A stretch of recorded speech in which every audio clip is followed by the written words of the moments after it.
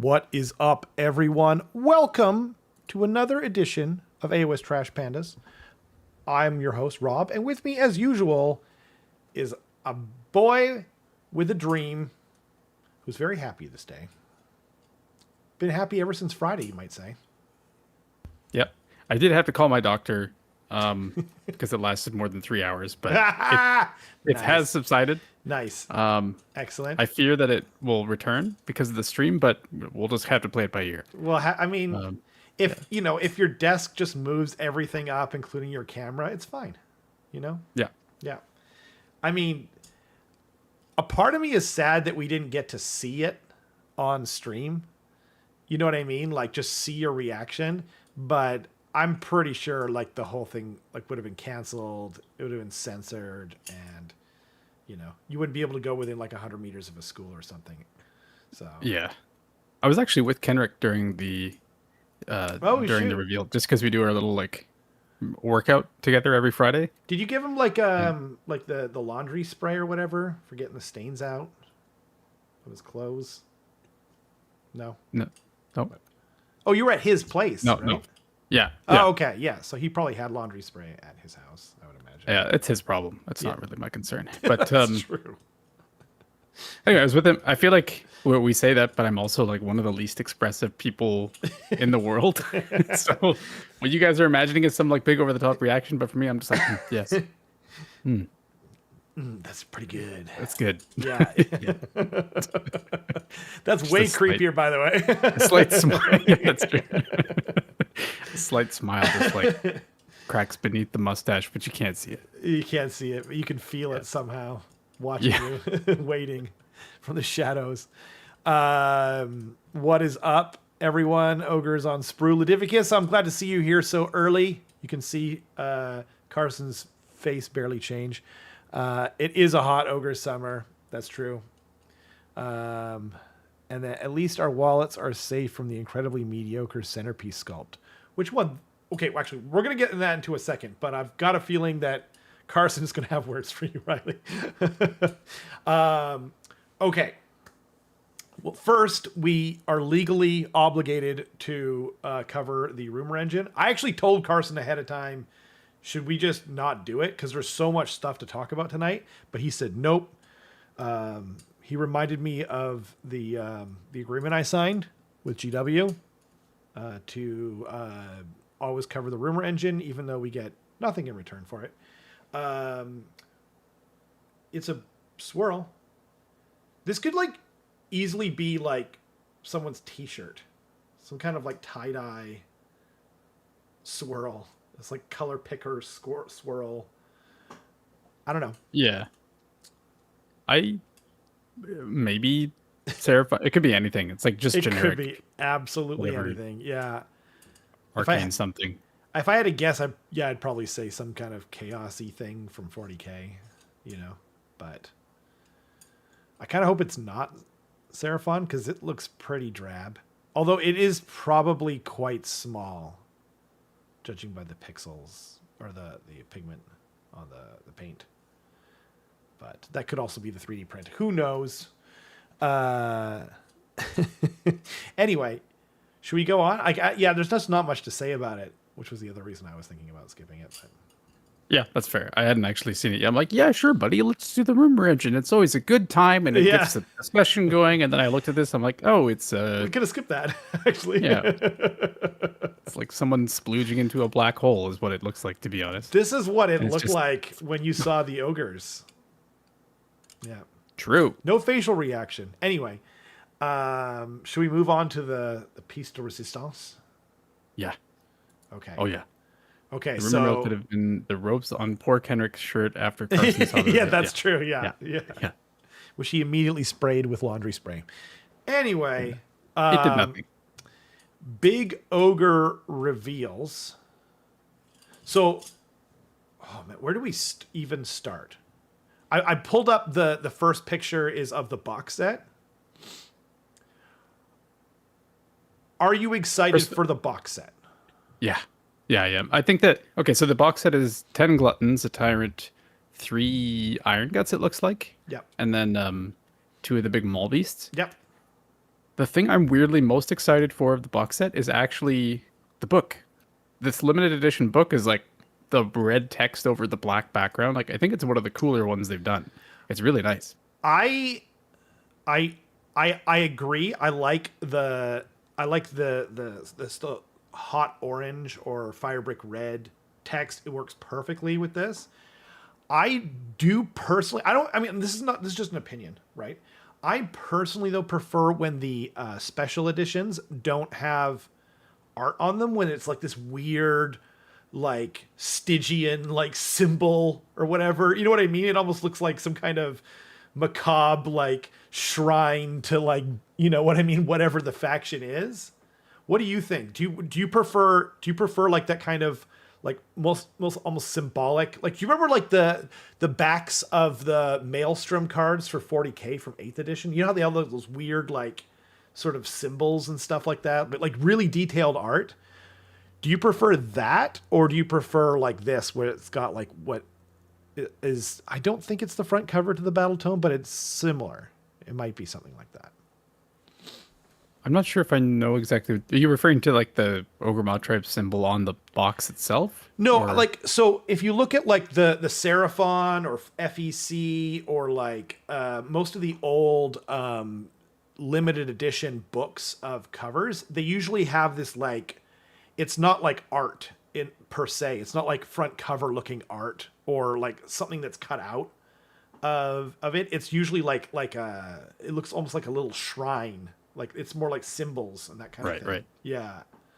Whereas this one kind of, it could be the front cover of Ogre just cut out and put on the front. Yeah, that's true. I think I prefer this, to be honest. And it's just it's not just pure bias, Ogre bias. It very well might be. It might be, right? Yeah, I'm not afraid to admit that. But yeah. I think that the thing that I like about it is that I haven't seen them go like this bold with like the font and just like the contrast on the front of a book before. Yeah. Like, I have the Cities of Sigmar. I love that. Edition one. I love that too. I'm right there with you with the fire brick red. I just like the symbols more, and I was just curious. I'm not trying to rain on your parade in any way, shape, or form. Just that's fair. Yeah, I will not let you. That's okay. Okay, that's fair. I kind of like it because it almost looks like a Borderlands intro. Like, you know, when a character pops in and then they show. Yeah. Like, no, I totally know what you mean. Yeah. I mean, sorry, I was just like, Borderlands sucks now. Why are you even bringing them up into her? I'm just kidding. Anyway, so okay, what is the best unit looks wise? Obviously, no one knows the rules yet. Actually, I guess there's been some leaks, but who cares? Whatever. We're here for the looks maxing models today, right? We can also take a look at the rules that they did preview, because they did show some in their preview show. Oh, did they? I did not remember that at all. I can send you the pictures of those if you want. Sure, that would be great. Facebook. I've got like so many. Okay, yeah, on Facebook. Thank you. I'll open up a browser and Facebook. It's going to ding everyone. It's not your home computer dinging, okay? It is. Bing, bing. Wait, it didn't do it. What is up, everyone? Wait, why is it? I'm sorry, everyone. Another edition. Apparently it played the... Anyway. Okay. So, battle traits. Oh, wait. I didn't realize that they actually showed the battle traits. Yep. Oh, that's cool. Okay, here, one second. Let me make sure that I've... Okay. Okay, I know which way to go now. Hui! Oops, There we go. So we have those just in our pocket. We won't talk about them quite yet. You asked, what is my favorite visual thing that they revealed? Not visual thing, in the box set first. That's what I want to know. Favorite thing in the box set first. In the first. box set, yeah. What's your favorite thing here? That's hard. It might be the same for both, and I think it's actually just the Gluttons. That's fair. Wow. I love what they did with the new Gluttons. Really? Yeah. Wow. That is such good news for you, because you're going to be painting a lot of them. Yeah.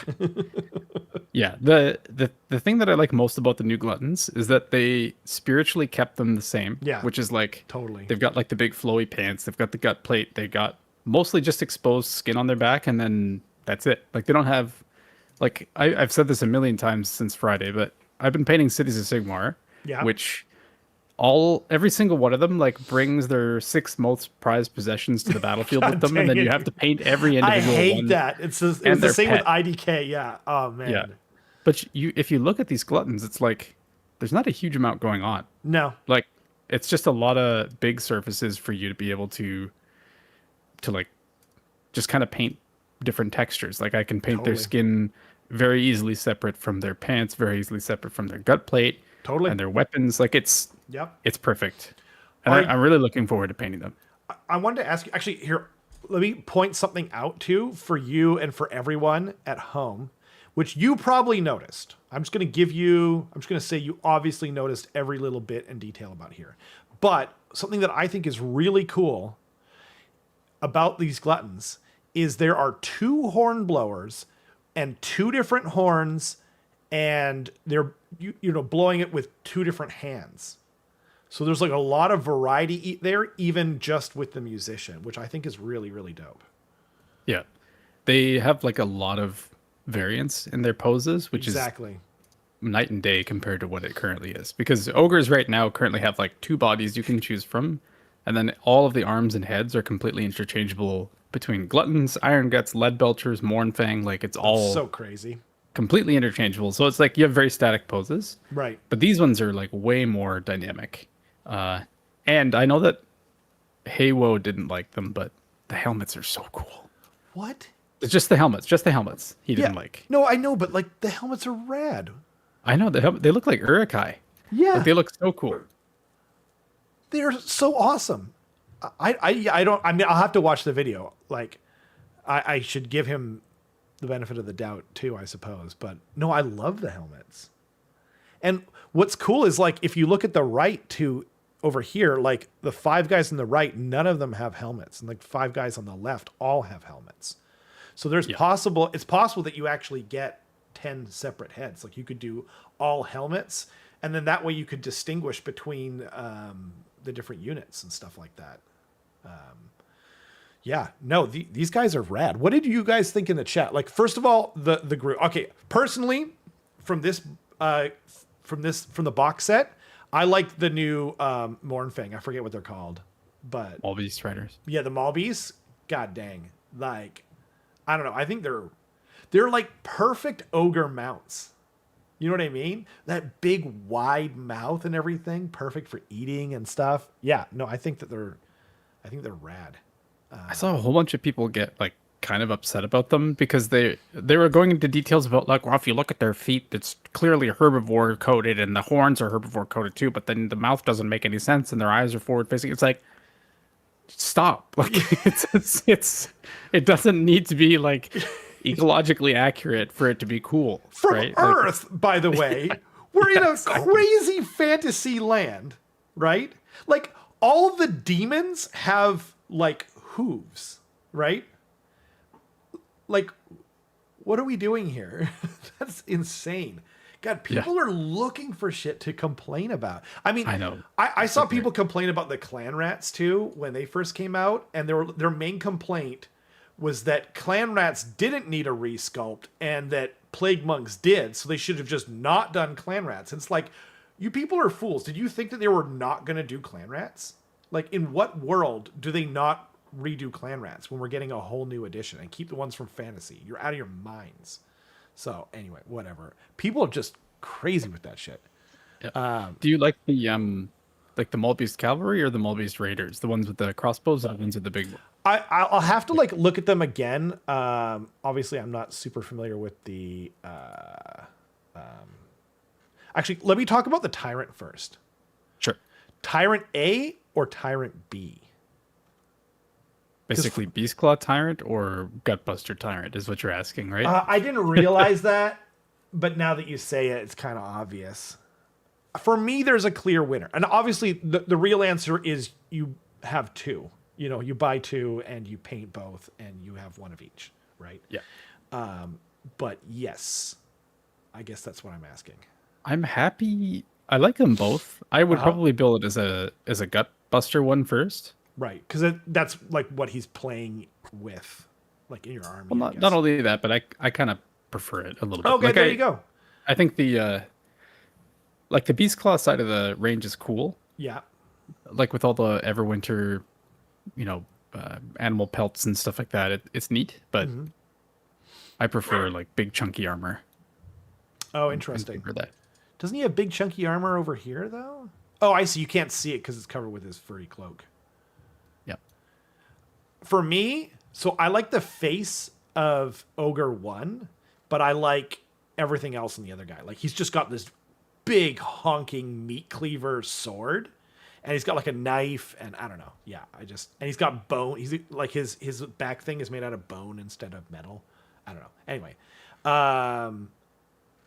what was the? Oh yeah, Actually, okay. Let's go in order here because I don't want to like spoil it, even though everyone's seen it. Obviously, Malbeast 100% says Leviticus. Wait, is that what you were saying? Is your favorite? They're my favorite. Although I gotta say, the Iron Guts are really dope. Like, look at this guy's glaive. Like, what the hell?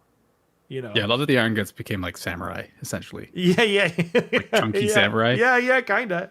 Naginata. That thing is way too big for that, though. God dang. Oh, man. Yeah, look at that thing. Look at the what do you call it? The thing. I can't come up with that. My words are failing me, Carson.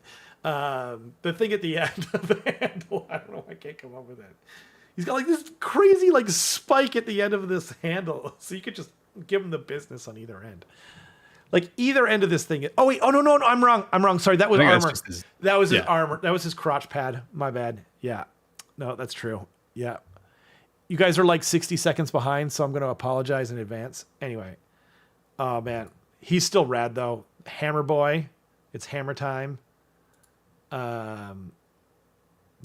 Yeah, these guys are like, for me, I think these guys are a bigger improvement over the regular ogres, but there's more like visual distinction now, at least. Like before, like the complaint was kind of like which one's Iron Guts and which one is regular gluttons, whereas now it's like super obvious. And I'm sure there's more things. There's things you can do. By the way, so you might need to think about this. I don't think you're going to, but I kind of hope you do. Are you going to possibly do a new paint scheme for this new army? No, in fact, what I was planning on doing was taking the tattoos that I had put on the old versions of the models and copying them over. Oh, exactly. To the new ones, like as like an homage to the original models, kind of thing. That's kind of cool. Yeah, you could just do it in a different color or something too. There is that option. I like my ogre scheme. No, I like your ogre's scheme too. Like I did, my original idea for my Skaven was like each clan has its own color scheme, which kind of makes sense, right? And then they're intermixing. But for the new one, nice. Sure, throw that in my face. Why don't you? Anyway, sorry. Oh yeah, the Malbeast Cavalry versus what are they called? The Raiders. Basically the ranged variant. I think they're right below each other. Yeah. One's. You've got like the two. So like the ones on top are more similar, I would say, to what Mournfang Cavalry currently are. They have like helmets and they've got like the big Gargan hackers and stuff like that. Right. On the bottom is a bit more of like a new thing. Yeah. In general. Yeah. And then the guy on the right is just like the cover for Down with the Sickness by Disturbed. Yeah. I don't know if you've seen that. No, but I like cover. I like it's like a I know what you mean. Wow. I mean, if we're talking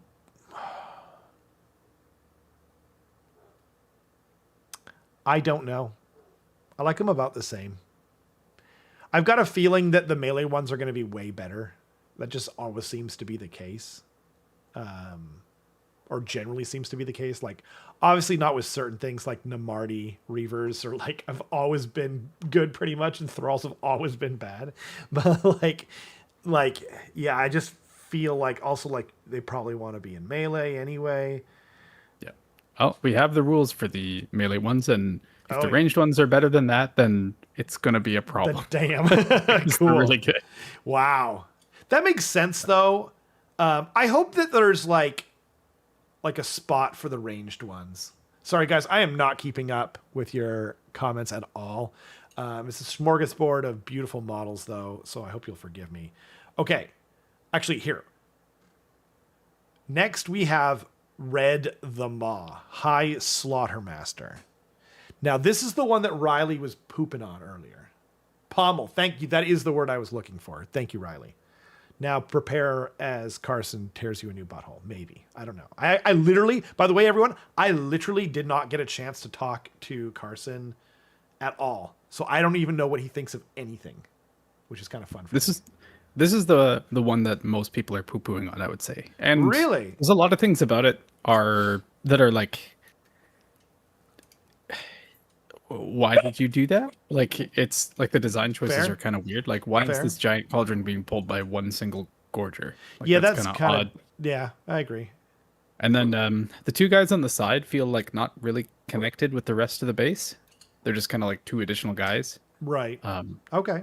It's not okay. Like, I think what they were kind of going for was like Ogre Catacross, where you have like a diorama essentially. But this feels less like a diorama and more like someone took like the core of something and then just stuck two guys on the side to like kit bash. And I think that GW is not doing themselves any favors by not doing anything with the base, if that makes sense. Like, I see this and I'm like, okay, I see. I'm gonna convert the shit out of this base, right, and make it more like mountainous and rocky, so that it fills the gaps that it has. Right. Because you kind of have an issue where like northwest and northeast on like from the base's perspective is like completely empty. Right. Which feels kind of weird. Like most models, I would say, take up most of their base. I do like the guys in the executioner outfits or whatever you want to call them, like the you know what I mean, on either side. They feel like the specialty guys that are like gutting stuff and chopping stuff up, like they're like actual butchers on either side, and they're like the ones throwing stuff up to, you know, they're alley-ooping up meat or whatever, and the guy's slapping it into there and stirring it or whatever. I do agree. I agree with everything you said, though, ultimately. And, like, I don't know, like, wouldn't it be way cooler if it was being pulled by, like, some weird beast? You know what I mean? And it was, like, on a chariot base, rather.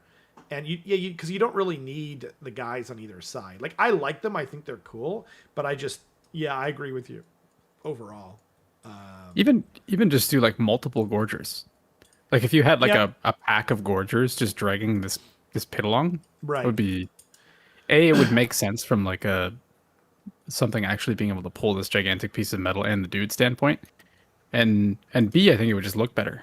Like, it would fill the space better. Right. Are you looking forward to 3 attack profiles on this thing? Which is definitely going to happen, by the way, because you've got one gorger. We have his rules, too. Oh, okay. There you go. Shoot. And it's only 2. It's only 2. Okay. Yeah, it's not bad. I mean, that is good news, I think. I'm assuming you have one for red and then you've got another one for the other. Okay, that makes sense. Exactly. Yeah. Although I feel like his attack profile shouldn't be as good. I obviously I haven't seen it because he's just got he's got a stirring stick. And I don't see anything else. So I feel like the main damaging attacks should come from his boys down below, but you don't know what's submerged in that pot of stew. You don't know if there's like just a gun on the other side of that. Like, he pulls it out. Pulls it out. Yeah. And then it instantly backfires because it's clogged with meat. Yeah. Or it could be one of those M16 out of the stew. Yeah. Or it could be like one of those, you know, those pool water guns where you like put it under water and you suck up. It's like a big plunger and then you pull it out and you shoot it. It could be one of those. It could be, but you would never waste soup like that. That doesn't make any sense. Well, but it's an emergency pullout, like so many of us have pulled in our time. Sorry, God dang it! Wow. Yeah. Well, hey, I mean, you know, it's all good. It fails as a vignette. Not that the guys on the side are necessarily bad per se. Yeah, that's fair. I mean, I wouldn't want to like. Obviously, you guys know me. I'm not the type to kind of not be generally optimistic about like model reveals unless I'm like, God dang, that's terrible. Anyway, but I didn't want to poo-poo on Carson's parade, but it seems like he's kind of with you on that whole thing. I I think don't. I have ideas for how I'm gonna make it look better. And another thing is too is like if you look at it from the back, Yeah. I think it actually looks good from the back. Oh Like if you look at the shoot! whole scene from Yeah, the back, yeah, yeah. it looks pretty cool. That But looks great. I like the flabs on his back yeah, on red. Damn, like look at the like scars or whatever that are on the butchers or whatever they're supposed to be. And there's just like meat hanging from the back. Do you know do we know the base size? Is it 40 millimeters for the ogres or whatever, the regular guys? it's Gluttons? not confirmed, but what I've seen online is people seem to think that they're staying the same base sizes. Okay. And then That's good news people for you. seem to think that the Maul Beast Cavalry is like 1-to-1 with the Mornfang base size too. Okay. So That would be good so people aren't like rebasing like crazy, Yeah. you know. And like yeah, I think what it means I'm going to do is I'm going to buy it all, obviously, but I'm going to paint kill Supremes. red and like whatever centerpiece models or other things that I want to actually use, and then just pour it over my old stuff as I'm painting it. So it gives me a good while to like, sorry, a good basis, I guess. Yeah, To, that makes to sense. jump off of. Also, if you like the ogres that much too, like it's something to look forward to, you know, plot Yeah. along. But yeah, I think a lot of people. Go ahead, sorry. no. I think a lot of people say he's on a 130. I think so. It looks like a 130 based off. Yeah. Of, it's not a 160. I hope not. God dang, if it's 160, he'd have to be so freaking good. But yeah. Anyway, no, I was just gonna say about the soup. Like the soup is awesome. Are you gonna paint it? Are you gonna paint it red like that? Or are you gonna go more for like an orange kimchi jjigae kind of look? Probably a little more. It'll be like red base with orange. I think this soup is like, it looks more like just blood. Yeah, it does. That's why I'm kind of Uh, like that's kind of not imaginative. Yeah. Like, are they I'll not probably adding just copy any the- spices? Like, I think they're going to add some spices. These guys are like gastronomically advanced, you know. Yeah. The The soup Carson is say Happy Carson say. Wait, what? Happy Carson say everyone, or it means Carson's Day. I don't know. And then Riley Okay. just says, everyone. Everyone. Does that say everyone? Yeah, he does. Yeah, everyone. Okay, there we got it covered. What up, buddy? Glad you could join us. I'm doing a terrible job of reading the chat because I'm just so excited for Carson. Yeah. Yeah. Yeah, I'm probably going to copy the soup scheme that I have on my mop pot. Nice. So it's a lot of, I would definitely paint it like kimchi jjigae because that's my favorite kind of soup. every time you play the mod, you're like, mmm. Oh man! Every time I watch a Korean show and they have jjigae, I'm just like, God dang it! I want it so bad. Anyway. Shall we Okay. move on to the butcher? Oh baby, this guy is This okay. Actually, I'm sorry. disgusting. It's so gross. Yeah. horrible. I don't disagree with you, but in the same way that like the Hell Pit Abomination is gross, I think he's awesome. Does that make sense? You know, and like, and then I like how he's clearly like turning, and then it's sloshing the soup like in the right direction. By the way, you know.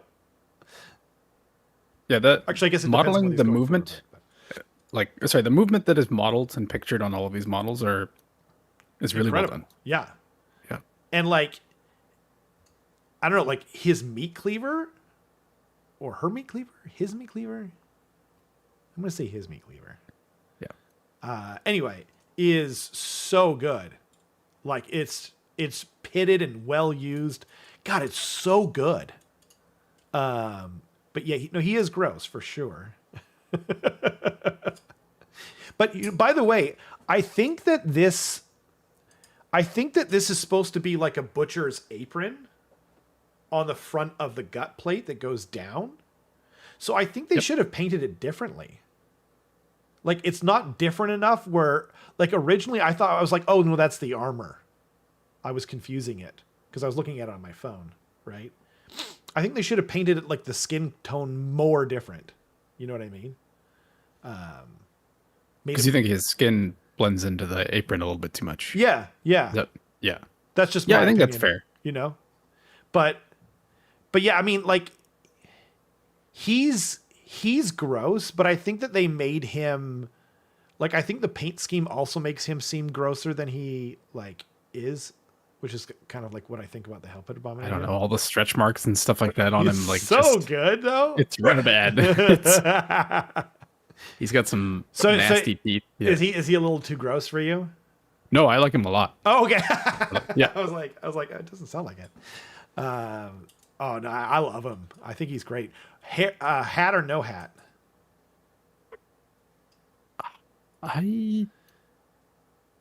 Or actually, let me rephrase that. Let me rephrase that. Executioner hat or weeb haircut? I kind of like the weeb haircut. Like I like it. Yeah.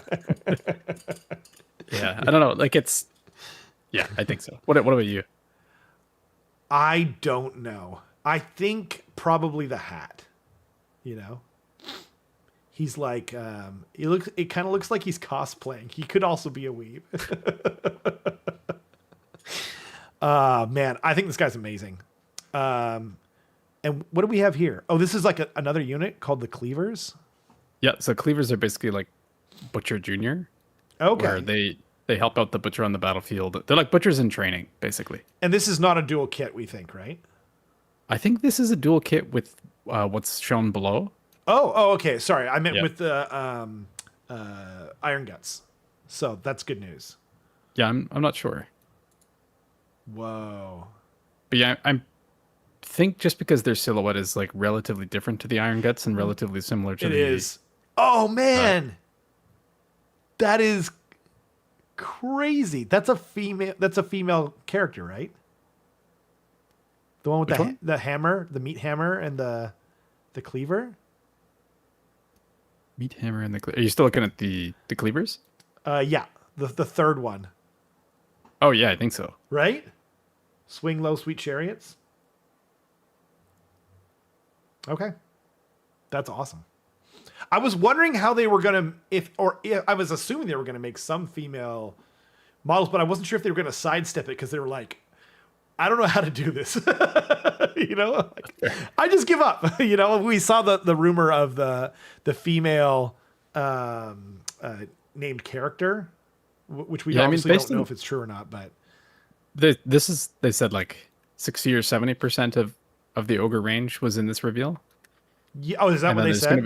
There's going to be more. And we saw one on Monday. Yeah. Yeah. Which was crazy because it was like 2 days later or something. Yeah. But, or 3 days later. But yeah. Oh man, this is so good. Oh shit. And what are the guys, the Gut Seers? Yeah. I think these guys are one of my favorites. I think they are my favorite of the units. The design of the gut plate is like so cool. You have like the intestines and the brain and it's that's so sick. Like it really evokes what they are supposed to do, I think. Yeah. I think these guys are like they're almost like shaman, like shamanistic, like butchers or whatever.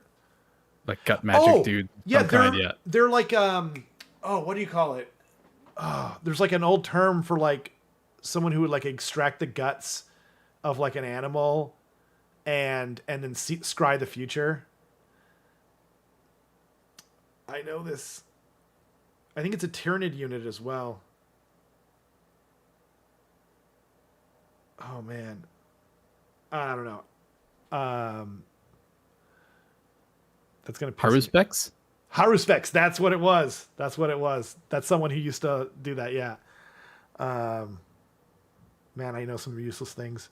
Anyway, and then you got the front cover, and we'll go to the next unit too. Sub versus dub enjoyers.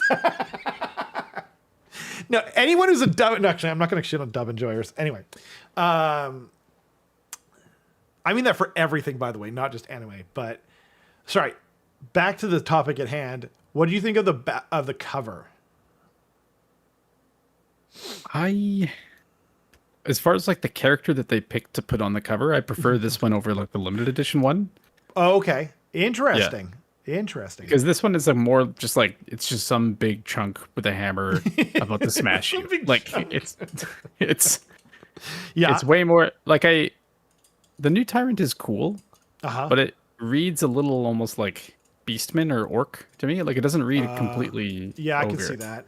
I Whereas whatever is on the front of that cover is like that's an ogre. Like well, that is and they're not picking like characters to put on the front cover. It's always the chaff or the rank and file. Like it was Storm yeah. Vermin, or Saurus Warriors and that kind of thing. So yeah, I don't know. I like this one though because it looks like it was drawn by a human when so many of them look like AI art. Like so many of them this edition look like AI art where I'm like, I think they were using AI art. Like I actually think that it was like a photo bash or something like that. You know. Yeah. Anyway. If you look in the background of like the regular one as well, if you look to the left of that ogre, Wait, sorry. you see What? another unit hinted at. Oh, yeah. Oh, that's true. It's like a giant rhinoceros elephant combo Gotta thing. be, yeah, like a hero, right? Yeah, I think so. Whoa. Now there was a rumor of a what do you call it? Like the female ogre character, and then do we think this might be like a dual kit with that, or do we think it's probably like its own separate thing? I have no idea. I seem to remember there was something about like one of them being like half canon, Centerpiece. Oh. and then Oh. one of them Crazy. being like the daughter of Yeah. Grease's Goldtooth or something. Something like that. So maybe that's a dual kit then, hey? Yeah, could be. Shoot. That looks so cool. Yeah. I actually really like the look of that. So do you think that they're going to retire the stone, what are they called? Stone horns or Stonehorns and Thundertut? Yeah. Maybe eventually, but I don't think it's but going to not yet. happen. Yeah, I don't. Okay. I don't think it's going to I happen hope yet. not. I kind of hope that it's like you might not hope for this for competitive reasons, but a part of me hopes it's on the night base, so that it could just be bigger and more impressive. You know, like Yeah. I think Belthanos is on that. Maybe not. I have one more picture for you Okay. on Facebook, which is, it looks like that is, it sounds like it's probably the Tyrant on Gluthorn. The Tyrant on Gluthorn. Okay. Yeah. Oh, you sent it over Facebook? Yep. Okay. I think I shut down. Oh, no, I didn't shut down Facebook. Okay. I didn't pull up the rules earlier. 1 second. That's okay. I've got them right here. I just didn't show them on stream because we haven't talked about them yet. Oops. Shoot. I guess we can look at the one that was previewed yesterday as well. Oh, okay. I did see this, but I don't think I saw it. If you catch my meaning. Okay. Yeah, I didn't pay attention to what was on the scrolls. So I see Kragnos, I see Tyrant. Oh, on Gluthorn. 16 wounds, 3 up save. Looks like 4 attacks, 4s and 2s, 2 ren, 3 damage, and then 7 attacks, 4s, 2s, 2 ren, 3 damage. God dang, that's crazy. And then it looks like it has some kind of rules like crit or something like that down below. Sheesh. Moves 10. Is that what you were showing me? Yeah. But it doesn't look like it has a lot of rules here. Could that It be seems like some of the rules are like cut off in some way. Yeah, maybe they're on the back. Or they're like summarized. Yeah, they might be on the back. That's true. That would make sense. Huh. In fact, actually, I think that is the case because if you look above the Tyrant on Gluthorn, you see something that's just all rules. Right. Yeah, that looks like the Thunderous Diversion. Any shooting phase, your shooting phase. Interesting. Yeah. Huh. Yeah, most of us aren't using these things anymore because they're like forcing us to buy books and use the app and everything like that. And the rules keep changing and blah, blah, blah. So anyway, cool. Wow. Okay. That's exciting. And then we've got the new hunters, they're called. And so I think I have it on stream. Yeah, I do. What kind of excites me about these ones too is if it's correct where these guys are on 40 mil bases, Right. And if these sabers or like these cats or whatever are on the same base as the old frost sabers, Yeah. then you can just mix your lead belchers and frost sabers together to make a unit of these guys until you paint them up. Oh yeah, that's true. Like That'll just put work. like 3 lead belchers and like 2 cats, and then that's a unit. Totally. That's it. I mean, you have to get these guys though and paint them. Like, Oh yeah. they're so cool. I don't know that I probably wouldn't. I mean, this is just me. Like, I'm not painting them. You know, I'm going to live vicariously through you as I try to do with every army that's not like, you know, in my top 3 or something right now. But I probably wouldn't paint them as like tigers, as little mini tigers. I'd probably do something, you know, because it's like a fantasy world. But I do really like how they painted the stripes, especially on the guy on the right. It almost looks like a tribal tattoo, which is like a thing to compare it to. But like, I don't know. I just think that it looks really cool. Yeah. Gluttons look like 40s too. They do, for sure. Think like the Demon Smith on Infernal Taurus versus Urektar. Oh, what is he on? I think he means like Glutthorn for Oh yeah, totally. I see. like the rumored unique character. Oh man, cards have rules on backs, says Sai. That's good. That's good to know that. Thank you. I love these guys. Like, they're up there for me for one of my favorites. It's so unique. And I like that they're bringing back the vultures into a few of the different models. Like, I remember there's one on one of the mob beasts. What are they called again? The cavalry. The new cavalry. Maul beasts? Maul beasts, yeah. There's like a guy with a vulture there as well, and then there's a guy with a vulture here, and yeah, and like the main one in the middle might be a female ogre. I can't tell, but there's I like the bone on the gut plate, the skull. And yeah, that's so super cool. Oh man, yeah, these guys are perfection. I like the one in the Again, middle. Sorry, I think my favorite one is the one on the right because that's what I was gonna say. That's what I was gonna say too. The helmet looks like a glutton helmet, just leather. Yeah, like it's does. Got that same style. He's got the wrap or whatever. Yep. Oh man. Oh yeah. They're so good. And then we see a little ability for them. Once per battle army in the deployment phase, you can remove this unit from the battlefield and set it up again wholly within 3 of a terrain feature and more than 9 from all enemy units. That's so basically insane. You get like a once per battle in the deployment phase. Got it. I see. It's basically like you can redeploy them somewhere on the table. That's really it's cool, neat. though. No, that's super good. Yeah. I think. Yeah. Yep. Wow. A lot of utility there, and we don't know their other rules too. They're all rad though. Hopefully there's a little build variety in them. Like sometimes with the 3-man units or whatever, sometimes that they tend to be a little bit monopose. So you never know. But and they don't tend to be cheaper either, by the way. Like Fellbats, there's literally 3 exact models you can make in there. There's no head swaps. There's nothing in there, right? And they're still like $60 or $70 for 3 little tiny models. So hopefully that's not the case here, because they look rad. And oh man, what a great. We haven't even seen everything yet either, by the way. This is incredible.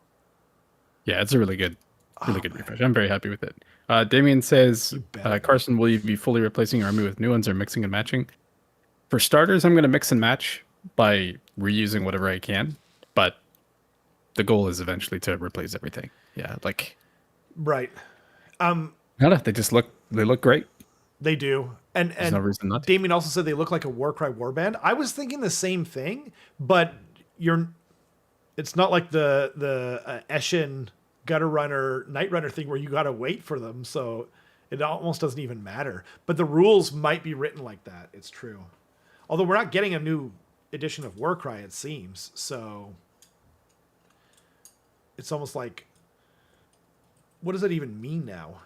You know what I mean? Like, they tend to have anti-monster rules. They tend to have, like, movement rules, like shenanigans and stuff like that.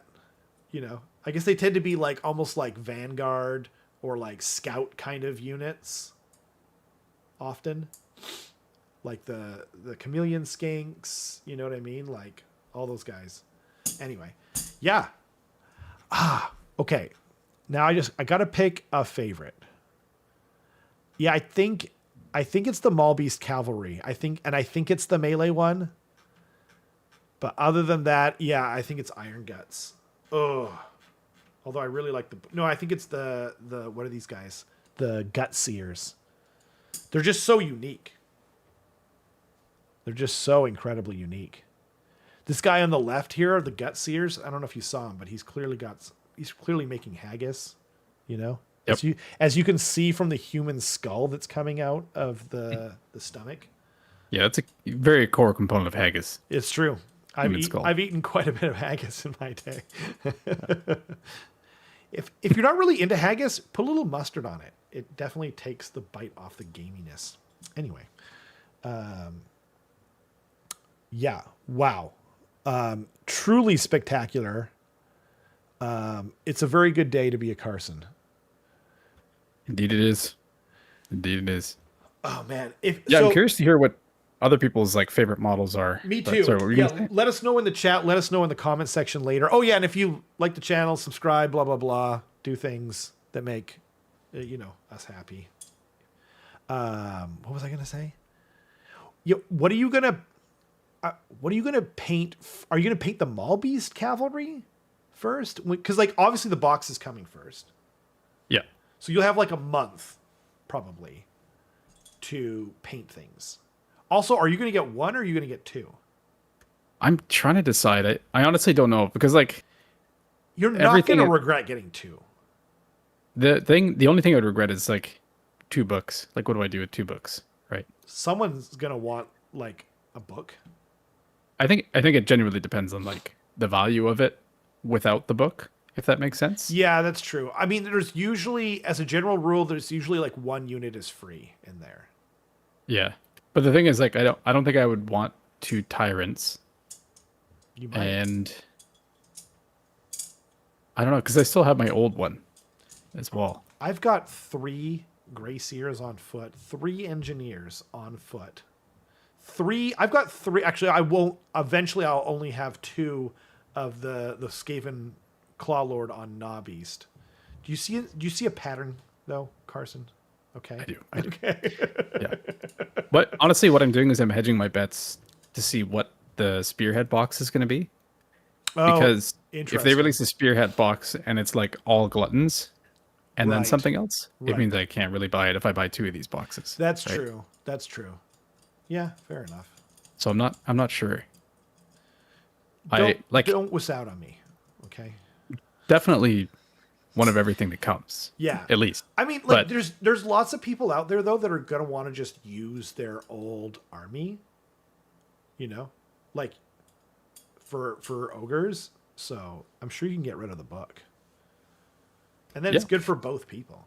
Anyway, I'll stop trying to. Actually, you know what? Maybe you're right, because like the and as painful as it is to admit this, like the gluttons are going to be something that you're going to paint over very slowly over time. So even if you end up buying just a box of them, but you're getting the Maul Beast too. Yeah. The only thing though is that like everything in here I have a 1-to-1 equivalent of.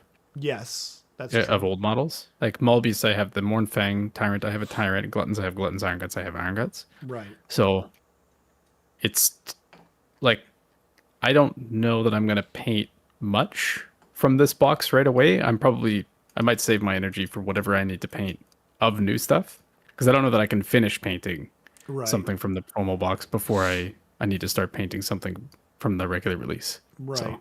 That's fair. I'm disappointed in you, but that is fair.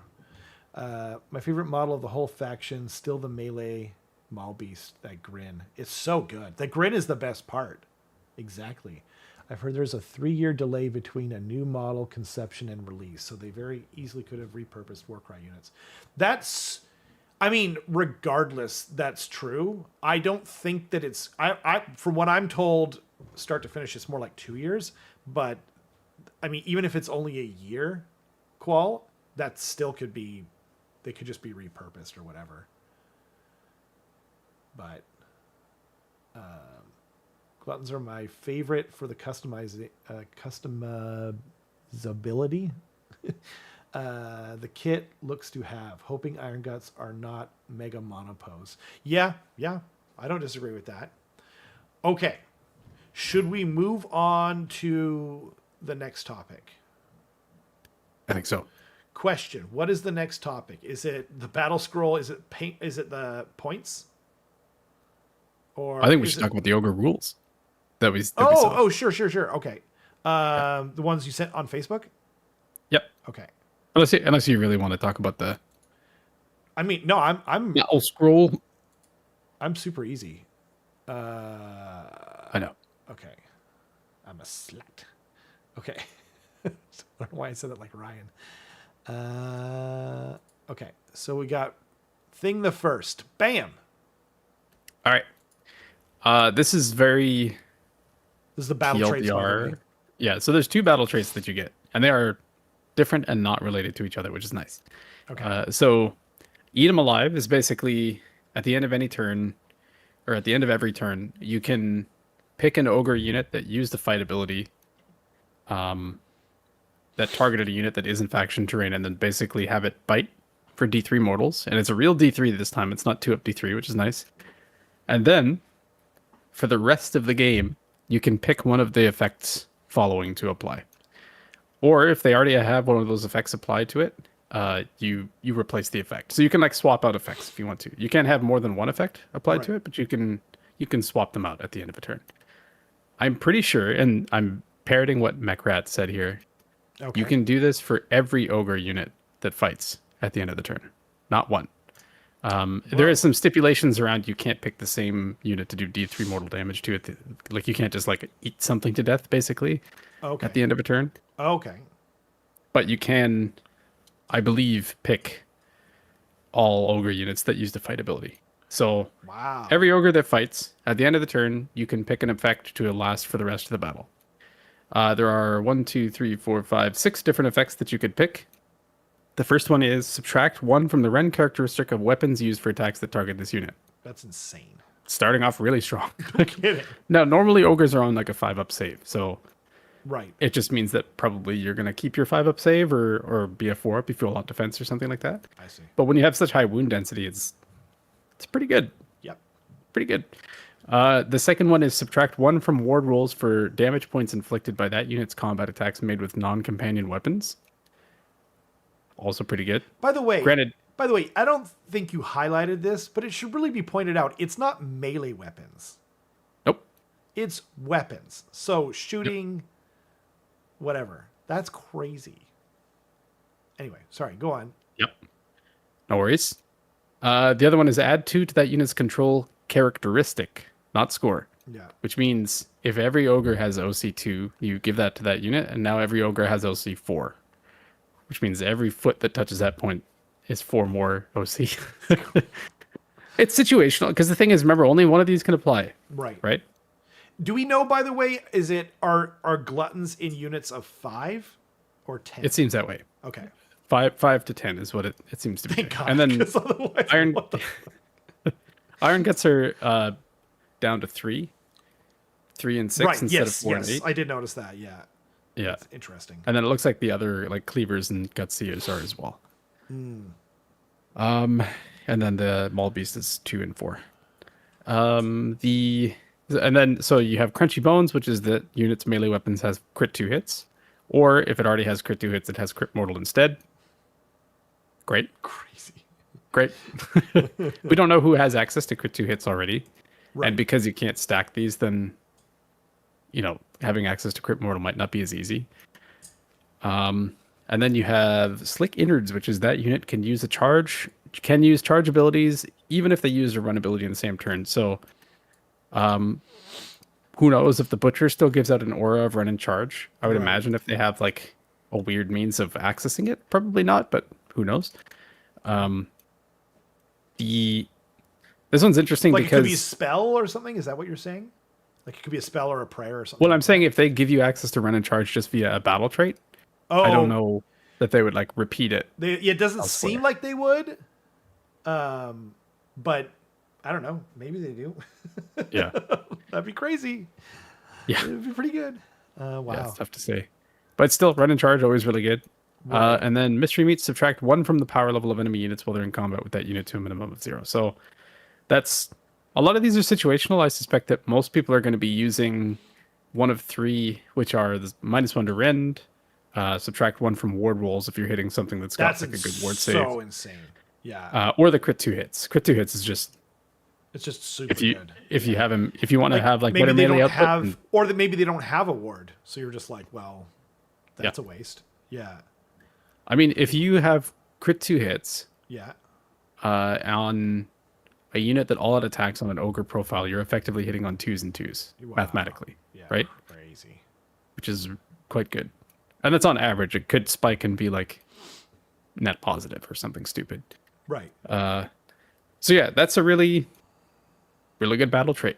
Not only is it a really good source of mortals, but it's also just interesting buffs. Definitely, every ogre player is going to have to get some tokens, I think. Yeah. Just because to be able to track all of this stuff. 100%. Make sure to do your due diligence and show your opponent the game state.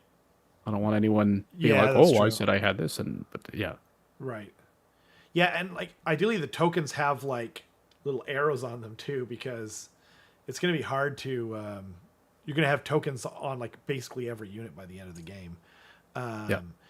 And then, but by the way, which name is the best? I'm going to go with mystery meat is the best name, but I do like exotic giblets. I was gonna say exotic giblets. Yeah, that's pretty sounds- good. Yeah, Just the word giblets is great, yeah. but yeah, They're all pretty good. they are. They're all pretty good. They're all pretty good. I also like the lore idea that if you just eat someone's brains, you get better at controlling objectives. That's Yeah. Well, and to be fair, the control score is actually supposed to be evocative of the old leadership on there. Like it's tied into bravery and a few different other things. So yeah, that sort of makes sense in like a weird way. But yeah, okay, awesome. Yep. Damien says running charge isn't as good if you're already in combat to get it. That's true. However, we might see later on that there's a way to proc Eat 'em Alive without actually having to be in combat at the end of the turn. So Ooh. we'll figure that out later. And then there's a little designer's note at the bottom that says only one of these effects can apply to the same unit at the same time unless specified otherwise. Also note that steaming brains affects control characteristic and not the control score. So it's just reiterating. They really need to do this designer's note more often. That's It's so nice. It's so little effort, wonderfully and clear. it just, It is exactly. And they're unable to write just completely clear rules. They're even worded logically most of the time. So just always put a designer's note under everything. This is my intention. You know. Anyway. just so you know. Yeah, exactly. And then, so bull charge is the other battle trait, which is a really interesting one. And I've seen some like different opinions, I guess, on whether it's like useful or good. But basically, what it is instead of so right now you have every ogre unit is going to go in and do impact mortal wounds. Not the case anymore. You Right. pick one ogre unit, Yeah. and the way that this is worded is very confusing. But It basically, you pick an ogre unit that charged, and then pick an enemy unit that is in combat with it. Yes. That enemy unit gets to move 3 inches in any direction they want. Yeah. That's the best way to phrase it. They get to. Yeah, they must move up to 3 inches. Well, so it says down in the designer's note to your opponent may not be able to move the models in the target unit or may choose to leave them where they are. Yeah. So they don't have to, but they have the option of making a 3-inch move. yes. Then, after they make that 3-inch move, you count all of your ogre models that are still within 3 inches of that enemy unit. So they're going And to then want roll a to. number. Yeah. Yeah. So, and then roll a number of dice equal to the amount of ogres still in combat. On a 3 up, it's a mortal wound, or if they're gutbusters, on a 2 up, it's a mortal wound. So let's say you just like whip 10 gluttons at something. Yeah. And you just wrap around this unit. Every glutton's within 3 inches. If they choose not to move, you're rolling 10 dice on 2 ups for mortal wounds. On 2 ups. Because it adds one. Add to their one. gutbuster. Right, you're right. Jeez Yeah. Louise. Yeah. So you're effectively probably doing like 8 mortal wounds or something incredible. Wow. Yeah. Then, The unit using the ability can make a pile and move. Right. If the target of the ability is still in combat, then what's it called? Then they must be picked as the unit making the pile and move towards them. So basically, it's like you charge, Yeah. your opponent can move, you Right. do a bit of mortals, you get to move again. Right. The key thing is here is that people are thinking like people are just going to always move 3 inches away, right? Why wouldn't they move like the maximum 3 inches away that they possibly could to avoid the mortals? There's so many reasons for that. There's so many reasons. Yeah, but exactly. go on. But it's I'll play your so game. I'm going to parrot what Honest Wargamer said, and it's you don't have to use this ability. It's an optional ability. Oh, right? I see. Yeah, If yeah. there's ever a situation where it is genuinely going to be a detriment for you to give your opponent movement, Yeah. just don't do it. It's fine. It's not a big deal. Yeah. Then the benefit of it, though, is that when you're charging with a big unit that's going to do a bunch of mortals like this, you're basically giving your opponent a gambit of like, if you don't get off this objective, Right. I'm going to kick the shit out of you. Yeah, basically. yeah. I mean, like, I'm going to do an insane amount of mortal wounds. yeah. Yeah. And like the designer's note said, your opponent might not actually be able to move the model. So let's say you have like Ushran or something, or some like big monster that's like his butt is against a wall, literally. Yeah. You charge and pin him against the wall. He can't physically move anywhere else. Yeah. So you're just getting It sucks to suck. 10 dice on a 2-up. What are you going to do? Yeah. Yeah, just absolutely pulverize something. So I think it's a really cool ability because I think that there's a lot of skill expression in it where, you know, you can basically, you know, there's some things you could do where, let's say, you deep strike down some gorgers behind a unit, and then you charge another unit directly, like, in line with the gorgers on the opposite side. Then you're basically saying, move closer to my gorgers or I'm going to do a bunch of mortal wounds to you. Oh. And then you can charge with your gorgers after that. Ooh, kind of thing too, right? I like there's a lot of cool stuff you can do here. You can try and coax your opponent into moving into directions that are more beneficial, because you don't have to use this after all of your units have charged, right? No, true. You can use it. Yeah, you can use it whenever you want, or you can not use it at all. It's a really cool ability. Wow. Yeah, and it also, like, let's say your opponent is using that unit to screen, and you can basically say either you let me do a whole bunch of mortal wounds to this unit, or you move backwards and give me access to whatever's behind this unit. Right. To punch them. Yeah. Yeah. Damn. So lots of really cool stuff. Very neat. I think these are some of the best, most thematic faction rules so far. Like, it's right up there with FEC. And like, they're good, but they're fun and thematic, not over like written. And it keeps like all the flavor that everyone who plays Ogres probably really wanted. Like, my hat's off to them. I think this is basically perfection. Yeah. Yeah. Yeah, I think this is really good, like, thematic rules mixed with power. Like, both of these are extremely useful. Right. And both of them are very like, yep, that's Ogres. Like, exactly. It fits with the identity of the army really well. So. And like, their power-ups are coming from them eating. Like, yeah, exactly. Perfect. Charging and eating. Charging and being in combat. Yeah. Yeah. So. Oh, that's so good. Yeah, it's really cool. Should I bring up the Maul Beast Cavalry? Maybe let's do red first. Sure. Which yeah. I'm realizing the text is a little bit janky. Let me see if I can find a better version of it. But I know what all the abilities are, so I can just kind of... You could just read it. I mean, it's probably pretty hard for people to read anyway.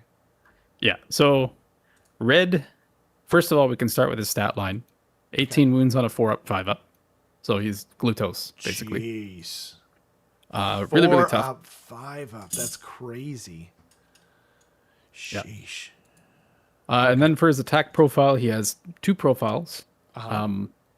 He has Red's Ladle, which is himself, 5 attacks, force 2's Rend 2, damage 3. It wasn't a water pool gun after all. Yeah, well, it wasn't a plunger gun anyway. Yeah. I knews it.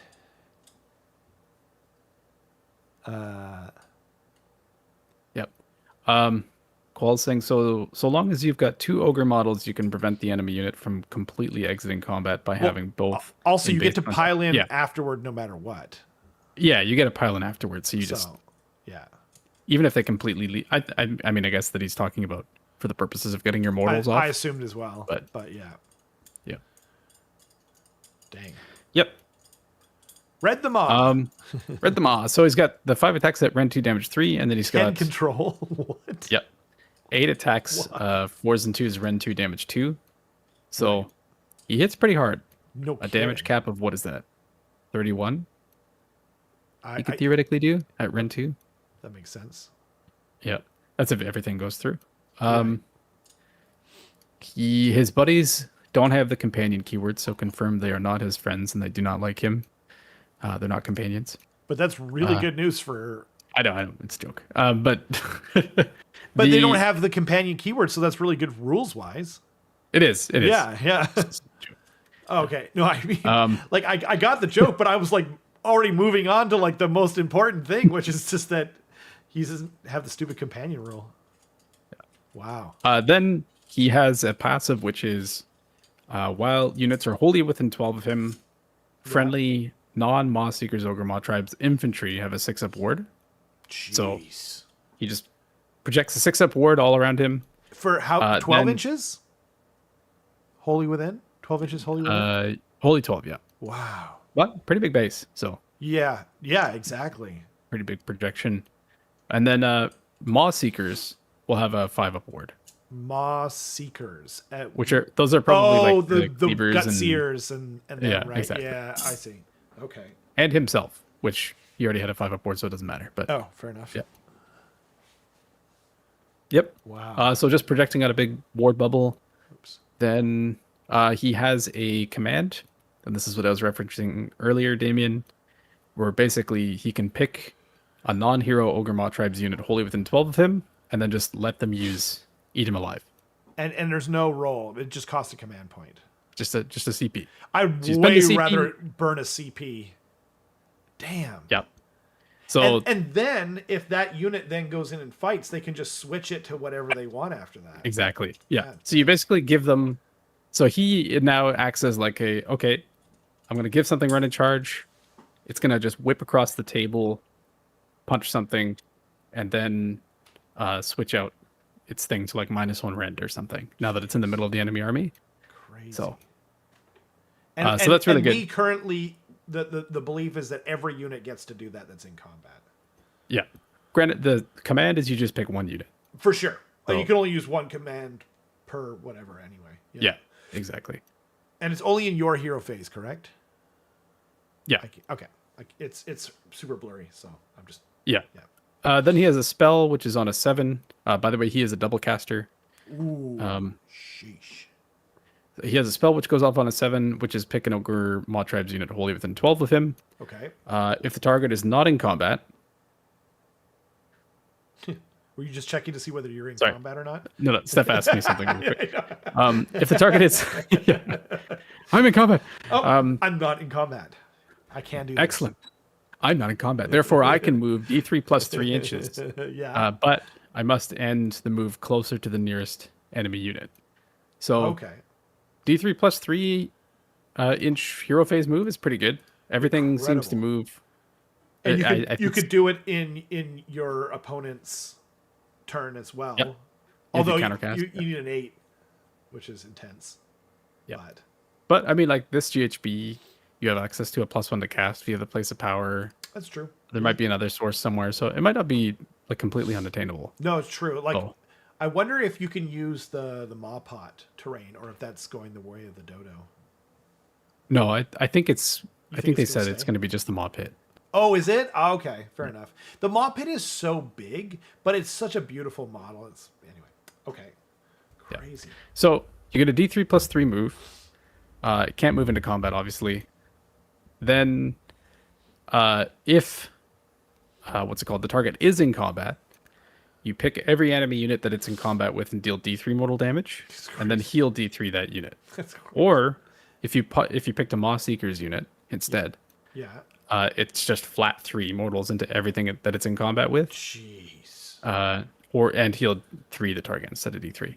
Good So grief. a lot of some people in the chat are already putting the dots together where you can cast the spell, move something D3 plus 3, then give it run and charge for his CP, and then like whip it in. So you have a theoretical like what is that? D3 plus 3, minimum 4, maximum 6, Right.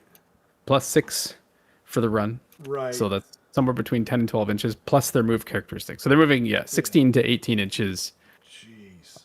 and still charging. That's And the most important thing is right now ogres get their movement by being holy 12 with the butcher, which means wherever you project your power, you have to move your butcher up behind relatively close. So it puts your butcher in like relative danger to charge stuff. And he's in 6. He's only got a 6-inch move. So Well, I mean, he runs. He runs with +2 still. yeah. Oh, I Like see. in the He current runs with in the index edition. Oh, okay. Yeah. Oh, I see. Interesting. But the thing that's good about this version Yeah. is yes, you have to allocate some resources into making something go really fast. But once you like juice up an ogre unit to go fast, you just send it off on its own and it's done. Right. Like, it can be completely away from the rest of the army. It's like a torpedo. Yeah. Yeah, I see. And the rest of the army could just like back up after you do that too. Like you don't have to be anywhere near it. So Like a let's torpedo. say exactly. Like let's say you have 10 gluttons that all have let's say like you give them run and charge, you give them the D3 plus 3 move, you just whip them across the table and then just plop -1 rend in the middle of your opponent's army. And it's like, yeah, have fun dealing with that. I'm gonna go score points elsewhere now. Goodbye. Like it's just Wow. it's just really annoying to deal with. So Jeez. yeah, there's a lot of play that this guy opens up. So I think that he's probably gonna end up being like almost an auto include. Probably. And he is like, even if you're not like completely over the top in love with him, there's still there's like a lot of potential conversion stuff you can do. What up, Pat? Thanks for joining us, Razor. Razor's gonna go back and watch from the start, so we'll see you in the future.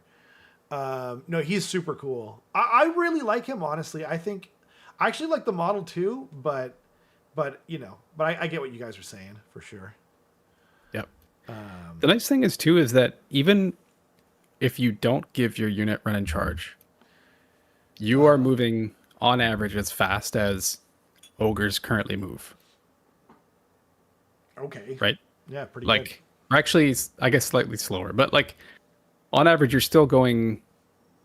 And you do need to get the 10 spell inches. off, to be fair. Yeah, but I'm saying like if you get the spell off, you're moving Yeah. almost as fast. So like you might not need to move 16 to 18 inches. You might only need to move like 10 or 11 instead of 6. That's right? true. And with the countercast capability too, there's more utility than you have right now. Like you basically get like a 3 claw steps ahead. Well, you can't because you have to move closer to the nearest enemy unit. You can't move away with it. Right. I guess it tangentially, like that's still true Yeah. because like sometimes you want to move closer, and block things off and whatnot. So you just have to end closer. So even if you can move laterally as long as you're like a millimeter closer, right? Huh. Interesting. But yeah, you could always move like the 10 or 11 inch or 10 to 12 inches is what it would be. Right. And just give them like crit 2 hits, right? Like they don't necessarily need to run a charge. You could just turn them into a giant beat stick with a minus to ward or whatever you need from them in that moment. And Yeah, maybe it's control score. yeah, it might be like, let's say there's a Might giant. win you a game, Yeah, there's a giant like towing on an objective, Right. or something like that. Yeah. And then you just like CP spend the control score thing on 10 gluttons, and that's 40 OC, right? Jeez. Yeah. 40 OC. God dang. That's wild. Oh man. Yeah, he looks super fun and very techy, so that's really awesome. Did you want to talk about the Maul Beast Cavalry? Yeah, let's do it. Okay. So these guys are really, really good. Really, really good. So if you this one's much more clear, so you can actually 7 read it. health. Yeah, 7 health on a 3-up. Already pretty spicy. Already people putting the dots together and being like, a 3-up save with -1 rend. Oh my god, like that's pretty. 14 wounds. Yeah. Yeah, Yeah, it's effectively. If your opponent has any rend and they're putting attacks into this, you can still be on a 2-up save, which is pretty pretty dang good with the -1 rend thing. And then they hit really hard still. So assuming one of them is going to be a champion, you'll have 7 attacks.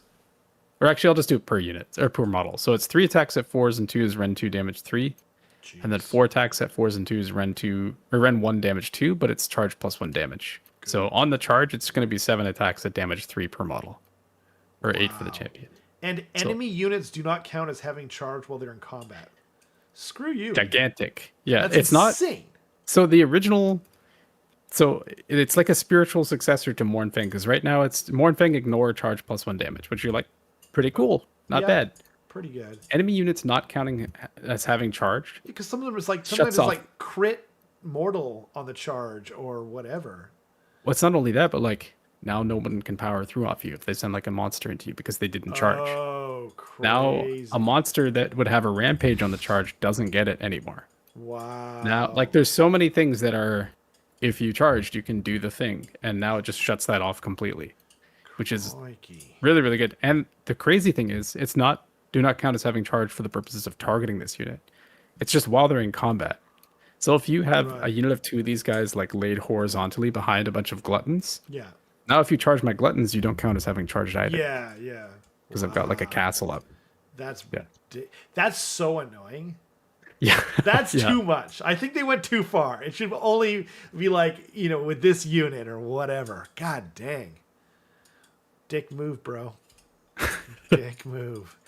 And then they have one more ability, which is when they do charge. Wow. If this unit charges this turn, pick an enemy unit in combat on a 3-up -1 to wound rolls for their attacks. That's insane. Yeah. Once per turn army. At least there's that, I guess. Yeah. But I feel like you're going to want like a real variety of units in this Ogres army. Like even let's say you want one unit of or like 4 of these Maul Beast cavalry, or even if it's 2 units of 2, like you probably, like you're probably just going to have like a bunch of different sort of roles for your different units. And it doesn't seem like the kind of army where you're going to want to spam things, which is really nice. Who knows? Obviously that could definitely turn out to be wrong. Yeah. I like that everything we've seen so far. I'm like, I would take any of these. They all seem good. Right. And Ludivika says it turns off things like Squigalanche +1 attack on Squigs. And there's actually a bunch of, I'm just realizing from his comment, there's a bunch of rampages that it's like if you charge, like the Iron Jaws, what's it called? The big pig that makes you fight last. It's like if you charge, you can do this, but they can't do it. If they're even in combat with them, you can't do it to someone else. Screw you. That's insane. These things are nuts.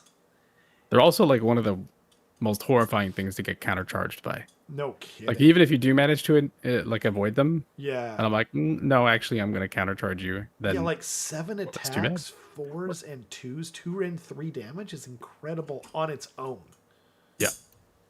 Good grief. Yeah, these guys are spicy. They are super spicy. I hate them. That's crazy. So a buffed squig herd that somehow gets the charge on Malbeast probably doesn't even kill one. Sounds about right. Good luck with that. Pat says the answer is rattlings. But the thing is if they have the -1 rend, it doesn't say it only applies to combat attacks. It doesn't. It's both shooting and combat. It is. So rattlings target them. As I pointed out earlier. And I'll be on a 2-up save. Thank you very much. Yeah. and like nothing happens. And by the way, also you might have a ward if they're within range of red. They might have a 6-up ward, right? It depends if they're Maw Seeker, because the 6-up ward is only for infantry. It's only for infantry. Okay, well that's any Maw Seekers would get a 5-up. So I doubt these guys are Maw Seekers. So I don't think so. Yeah, but yeah, they sure don't need it. Good grief. Actually, the answer is not rattlings. For once, the answer is Scourgers, because they have +1 rend against cavalry. Still be on a 3-up. Yeah, no, I know. The answer is Scourgers. I didn't say it was a good answer. I'm just saying it's an answer. It's a better answer. Oh man, that's brutal. Okay.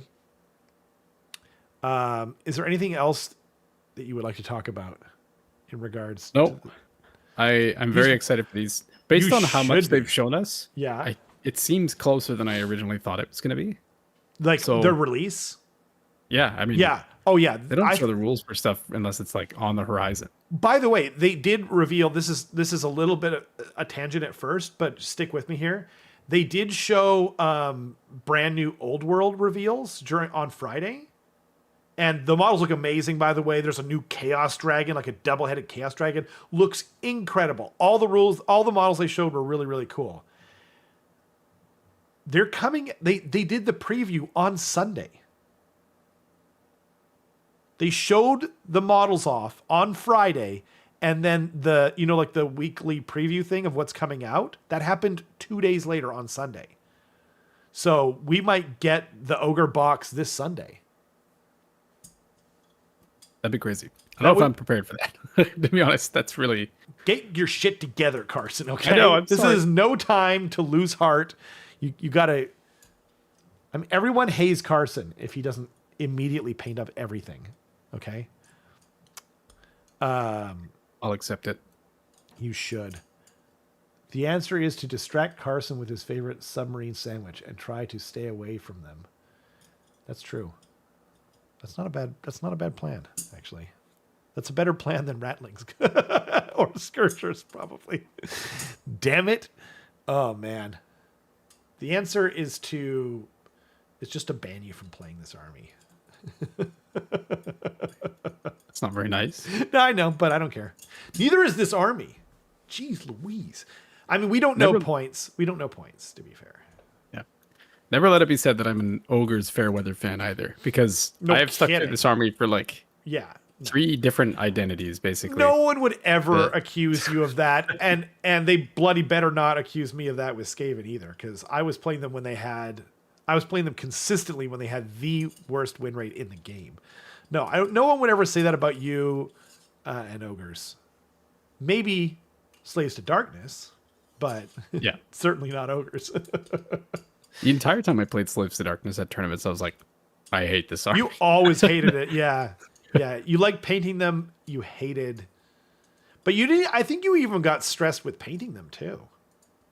I have kind of a thing where if I know I'm going to use a model and I'm excited about using it on the tabletop, I will paint it in no time. Like interesting. It's very easy for me to get it painted. Interesting. But if I'm painting something, I'm like, this thing is never going to see the light of day. It's kind of hard to stay motivated. That's true. Yeah, I mean, like, even with me, like, my favorite model in the game, which is Vizic, I mean, that was twofold, too, because, like, one was I wasn't as excited to use him when he was 550 points, and I knew he was not going to last very long. But the other thing, too, is that, like, I was, like, with Vizic specifically, I'm like, this has to be one of the best models I ever paint, and that kind of stressed me out a little bit. You know what I mean? So, it's very slow going. What were you going to say? I saw a twinkle in your eye. I was just reading Sparky's comment in response to the Slaves to Darkness. I'm pretty sure I know who that is, but it's he said he loved it. Don't let him fool you. yeah. That's true. He loved so much. He loved. Yeah, but you. I mean, I'm with Sparky. I think you did love the moment when people's souls would leave their bodies when you picked Bellicor to use his ability on like their best thing. Not really, to be honest. I'm joking. It was. It was like I got one trick, and you know exactly what it is. And then, and then they're not looking forward to it. They're just like. It was just an army where it's like, if I have like no agency, like I'm gonna walk forward and I'm gonna table you 4 to 5 times, and then one time in this tournament, I'm gonna whiff and lose. Right. Yeah, that's it. And it is harder too when no one likes playing your army too. Yeah. You know, like. Yeah, everyone hated it. Yeah. At that time. Yeah, I was gonna say no one's having whatever. fun. But yeah, I mean they kind of nerfed it again. Yeah. So. Yep, got nearly 9K of OBR and cannot force myself to paint chariots. Oof. Those models are cool. I don't know if you guys saw in the Discord, but Andy painted his. He's been painting OBR for a while now, and they look pretty cool. Look very cool. Anyway, whoops. Okay, are we still rolling? Could you? Oh no, I think we're good. I see the stream still. Okay, good. I accidentally like rested my hand on my mouse because I couldn't see it. Because anyway, okay, we've got maybe an hour left. Yep. Do we want to talk about the Battlescroll at all, or is this just Ogres Night? And it was false advertising. I don't know. I don't think there's anything else to talk about for Ogres. Okay, Like until they show us more fair reviews and stuff. Fair. Yeah. Yeah, I had like a really very busy weekend. So I really haven't had a chance to look at most stuff. I looked at the Seraphon rules, and I looked at the IDK rules, and I looked at the points for Seraphon and Skaven, but I pretty much haven't looked at anything else. But we could like kind of give like a 50,000 foot view and talk briefly about the rules changes, maybe. Yep. Yeah, we can do that. Okay. Let me pull it up again. Should I pull up the points? Yeah. Sure. Okay. Maybe I'll talk quickly about Skaven because obviously that's what I was looking at, even though I already knew. Like I already looked at it, but I was looking at it again. So the Skaven thing. So one thing that like is a piece of news is we do know that like we're getting a new Screaming Bell. I'm wondering if it's gonna be because we've kind of seen like other places. There's been a few different units that are basically the same. So I'm wondering if the Scourge of Aqshy Screaming Bell is gonna be like very similar to the current one, maybe with like minor rules changes, or if they're gonna kind of go their own way. I kind of hope they go their own way, but I also kind of hope that they don't, because like I want to use my new. I painted up a new Screaming Bell, a second Screaming Bell, so I'd love a chance to use it. I am disappointed that they picked the Verminlord Corruptor. Like, why the Corruptor? Pick the Warbringer. There's so many choices you had. You picked the Corruptor? Like, no one's even running like the Pestilence side. Anyway, I'll stop there. Gutter Runners are coming down, not nearly enough. Don't really care. Most of the other changes, the Warbringer is coming down again, so he's only 260 points. So this is kind of interesting because you can just throw him out there as a beat stick. That's kind of fun. And we know that we're getting, and by the way, the Skaven are getting new rules. They're coming out tomorrow. We're getting all the Chaos stuff tomorrow. So that is super exciting. I am going to look at it as soon as I get a chance, which probably isn't early. And we know we're also getting 3 new heroic traits and 3 new, what do you call them? Mulder mutation. I misread that. Interesting. That's cool. I like that. It's kind of what we used to get in the old rules where you could like mutate. I guess that's like a throw. That's like basically our equivalent of monster traits. So that's kind of exciting. Transplanted brains. God, I want to know what these are. Anyway, okay. That'll come tomorrow, and then we'll talk about it hopefully next week. Any sort of, 50,000 foot views about the changes overall, Carson? There's quite a few changes. It's kind of hard to internalize.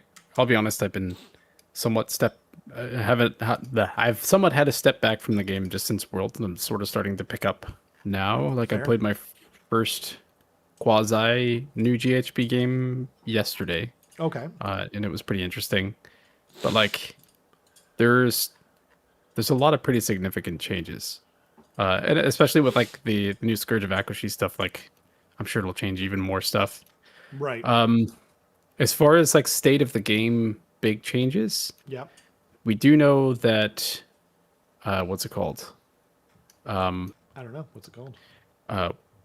There's like kind of like, so Sylvaneth and Lumineth, people were complaining about a lot because with Lumineth you have the Light of Altharion just like teleporting into combat and just like kicking the crap out of people. So the people were complaining about the Lumineth.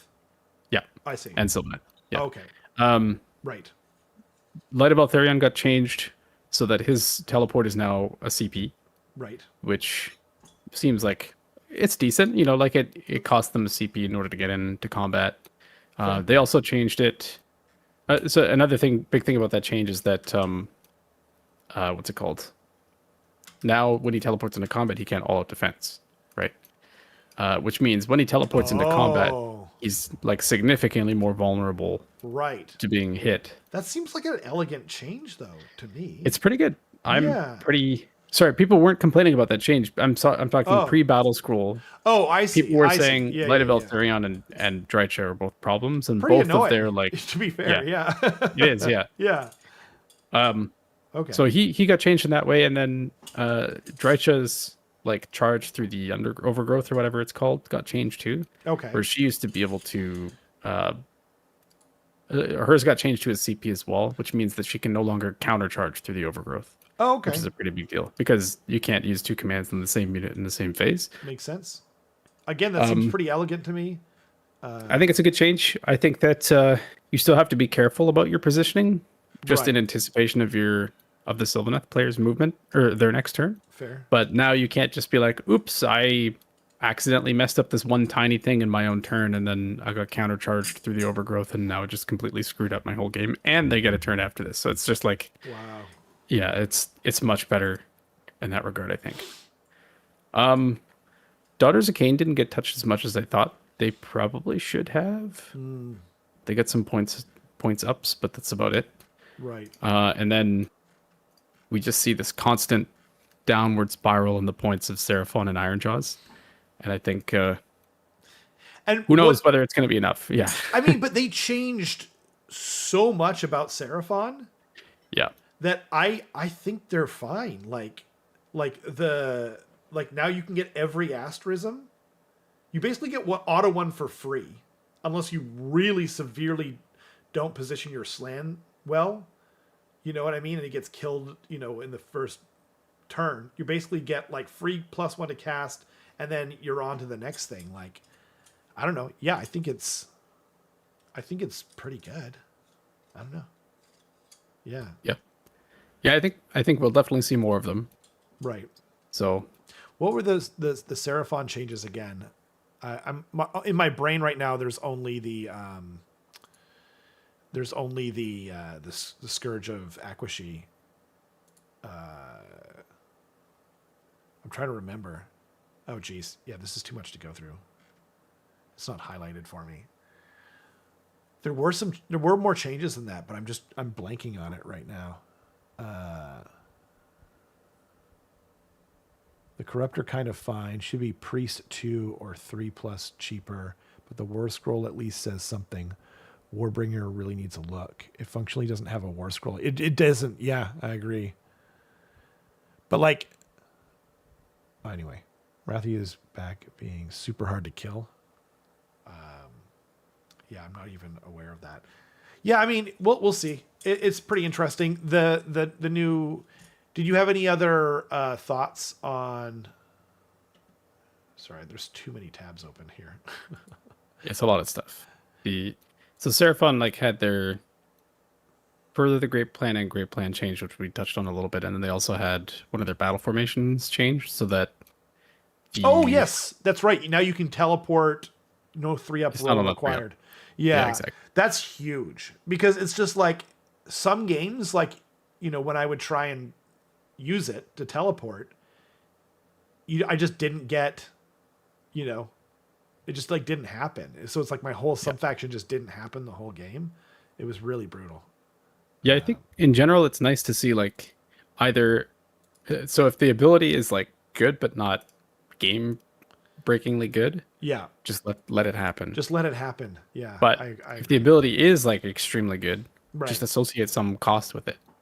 exactly. Like make it cost something instead of being on a dice roll. Because the dice roll thing it's really annoying. Like is. remember how old Alariel worked where Right. with Sylvaneth it's just like Maybe she either they get their entire army back like instantly, Right. like throughout the game, and it's just horrible. Yeah. Or the Sylvaneth player just loses and Yep. dies. And And it's like sucking. things aren't worth their points. Like they always point things like it's going off every time or whatever. Like you're getting these dice rolls. Yeah. Yeah. Yeah, it's bad. That's true. Yeah. Did you anything else? And There's an interesting change where persistent effects apply to like recurred units now.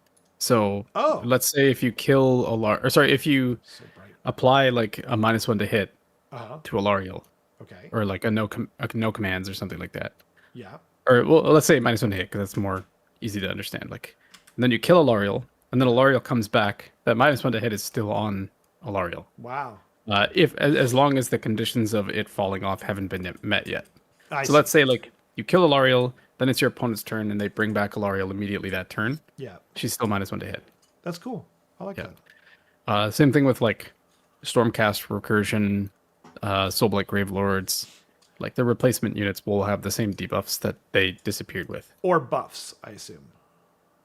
I believe so, but most of the time, Because, like, what if I recur a unit of Rat Ogres that had +1 attack from the Molder thing?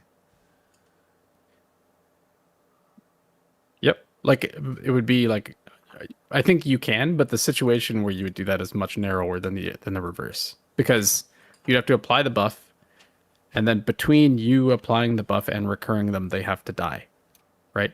So like, Yeah. But you'd have to apply the buffs to the Red Ogres. They go in, they go in, die in your turn. super easy to do. Yeah. Yeah. And then recur them. And I recur them Yep. at the end of my turn, and now it's my opponent's turn. So they would still Yeah. have their +1 attack, I assume. I think so. Okay. Yeah. That's cool. I like it. Yep. Like it a lot. Interesting. I prefer design where you roll a die to make the effect better and not simply do anything. I like that too. Yeah. Yeah. Same thing with the warp grinder. 4+ into combat, but a 3+, I'm assuming, still normal teleports. Ugh. Interesting. It's back to being okay. Interesting. Yeah.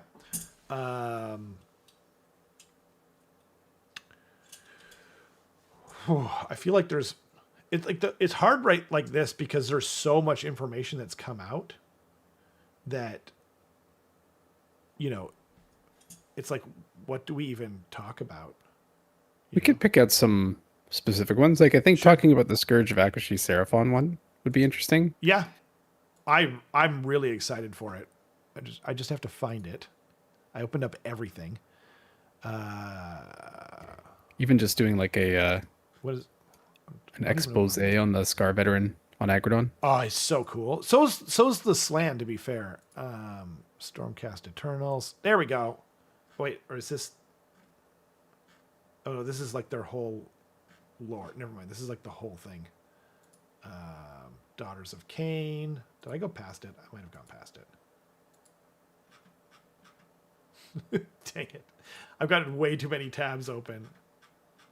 There we go. Wait. Oh, this is the faction pack. Damn it. I opened the faction pack twice, apparently. Sylvaneth, Fire Slayers, Caradron, Cities of Sigmar, Seraphon. There we go. Okay. So, the heroic traits are kind of whatever. Why didn't they do artifacts? There is a bunch of crappy artifacts and a bunch of fantastic heroic traits. You got to remember that these are going to span both the faction pack and the book, right? Yeah. The book is guaranteed to be released for I know, one. but they did this last time. Anyway, that's fine. Yeah. I think that anything where what's it called? It has to span both a book and a faction pack. Yeah. It's going to be more. But Scourge of Gyran didn't, and it's still dumb like that. Yeah. Yeah. So anyway, why don't we just move on to the monstrous traits? Because this is actually really interesting. So they kept Armor Cruncher, but now instead of rolling against it, you just spend a Rage Dice. Rage Dice. Yeah. And like, that's so much better. It's so much more thematic, and it goes into like the whole, like, this is the seasonal rule. You know what I mean? So like that's self-explanatory, I think. And I think it's the best one too, but We'll see. Titanic Slam. Roll a dice. Add 1 if this unit charged this turn. On a 3-up, the target has strike last for the rest of the turn. So against your Maw Beasts, by the way, I don't get to add the +1, right? Yep. But I still get to do it at least, so that's something. Yep. Yeah, that's true. Chameleonic Camouflage. While this unit has not used a move ability in the same turn, it is not visible to enemy units more than 12 inches away. That one's pretty interesting. Yeah. I don't know. I probably will never pick that, though. I think I'll almost always pick Armor Cruncher, unless I kind of want like a utility piece to use like Titanic Slam on. But yeah. I don't know. And then here's where things get really fun. So we got a new Scourge of Aqshy Scar Veteran. Spicy. Yeah. No. Scourge of Aqshy. Or just Aqshy. Scourge of Ass. Yeah, Scourge of Ass. Okay. We'll compromise. 8 wounds, 4-up, blah, blah, blah. Who cares? 4 attacks, 3s and 3s, -2 rend, 2 damage, +1 damage on the charge. So he's hitting pretty hard. Agrodon Rending Bites is pretty much, yeah, actually it is the universal Agrodon profile, which is a little, like, why don't they just give him like an extra attack or something? He's clearly way bigger, whatever. Anyway, once per battle, basically you just pick this unit and a unit of cavalry. Doesn't have to be Agrodons, by the way, which is pretty cool.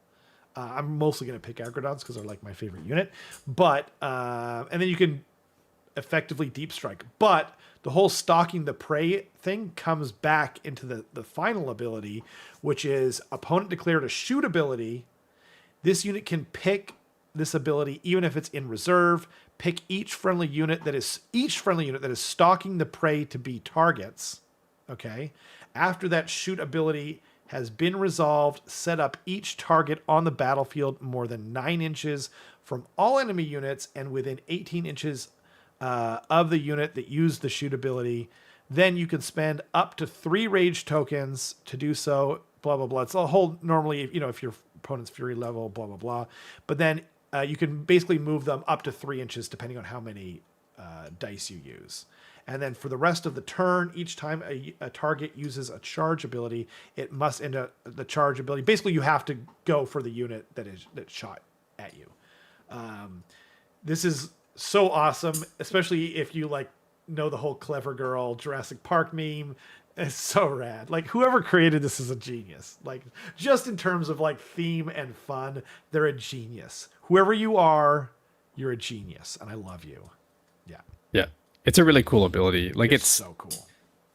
Yeah, it's basically saying to your opponent, you can't shoot me. Yeah. If you shoot me, I'm going to ruin your day.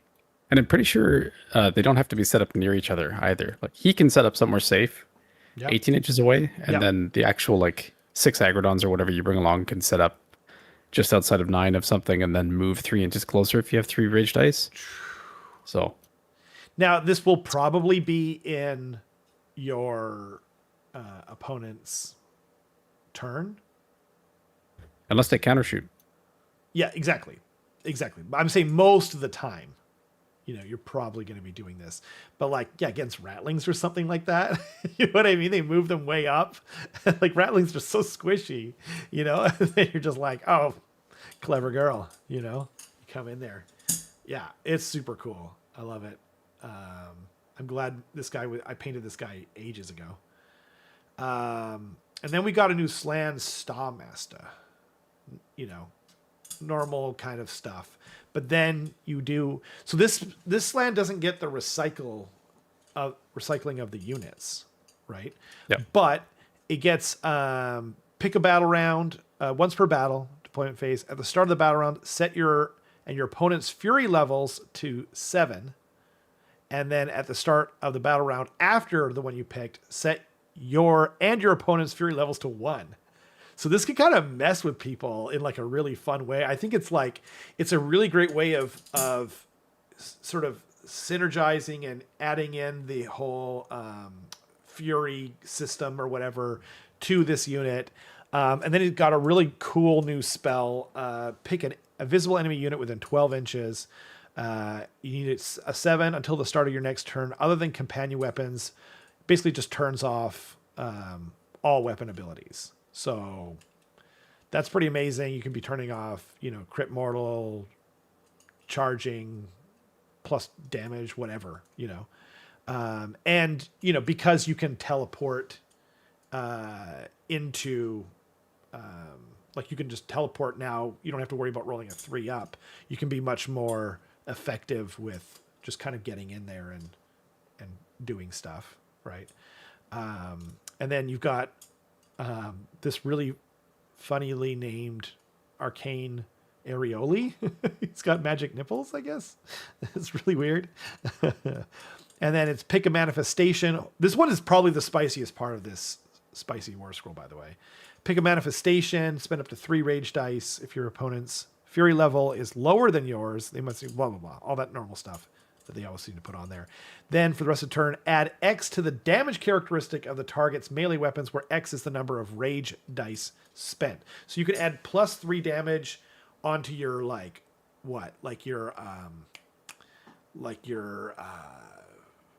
what's the Purple Sun or the Grave Tide or swords, so they don't get a ward save on their like crit, mortal wound.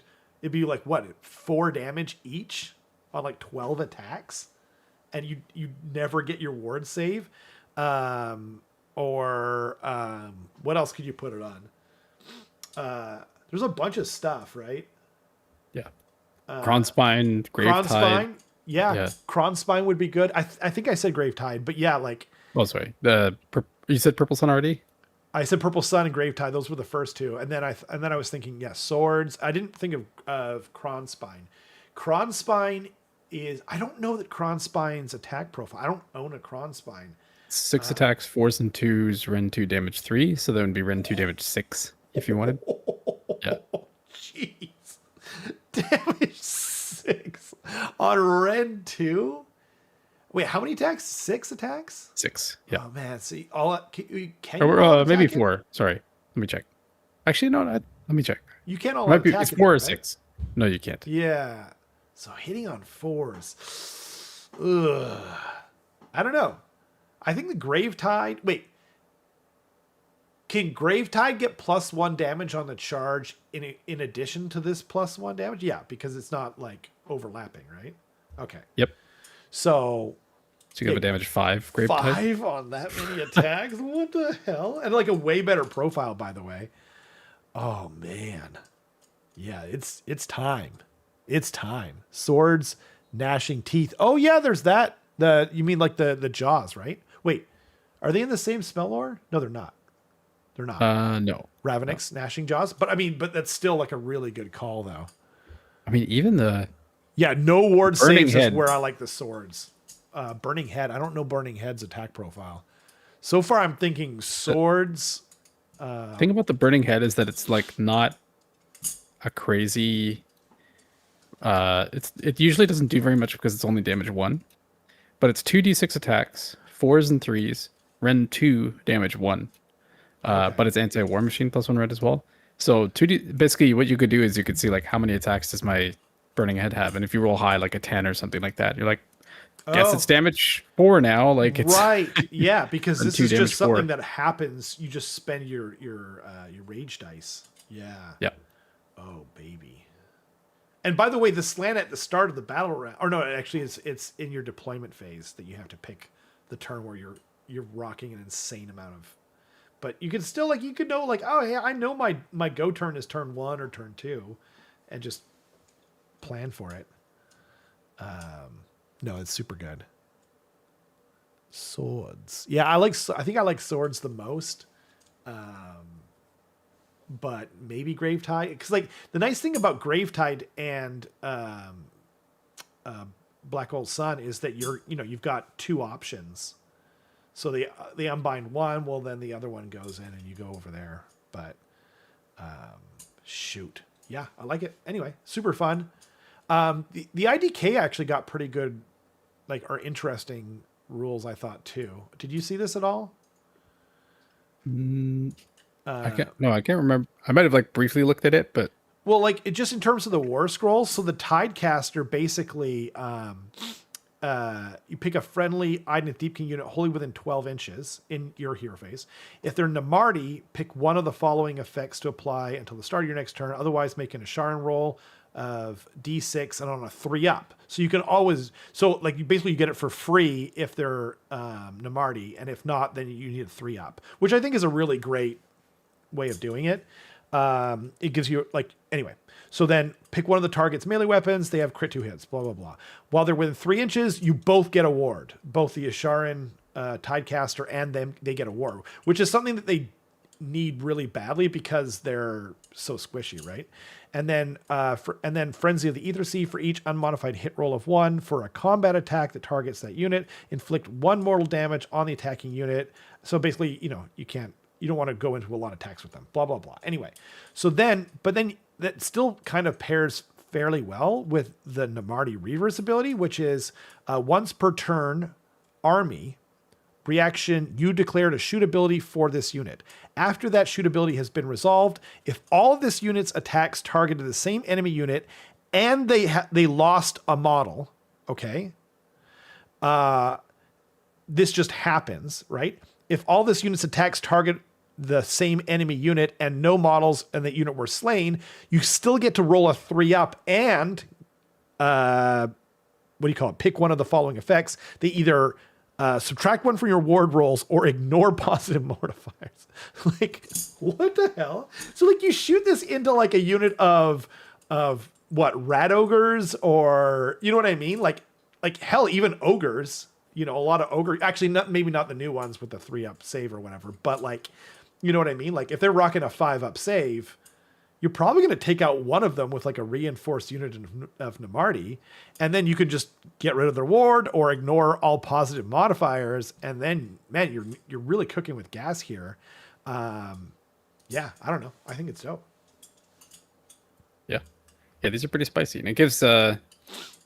Anti-ward tech is always just a really valuable tool for an army to have. Agreed. So.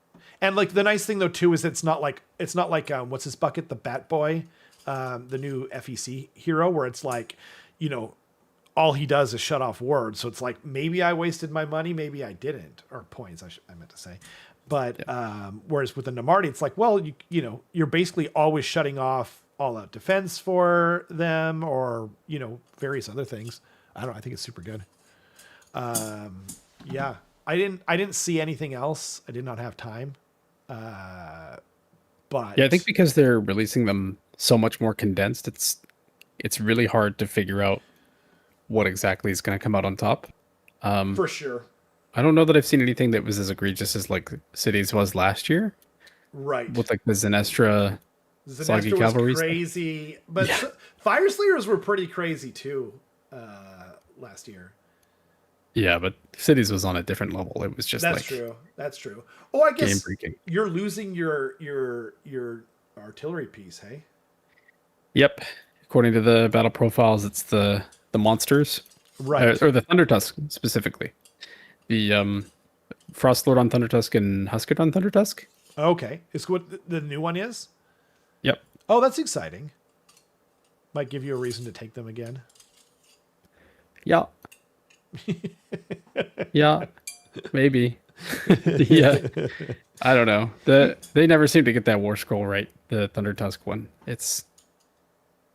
We'll see. To be honest, it was right in before. 3rd edition.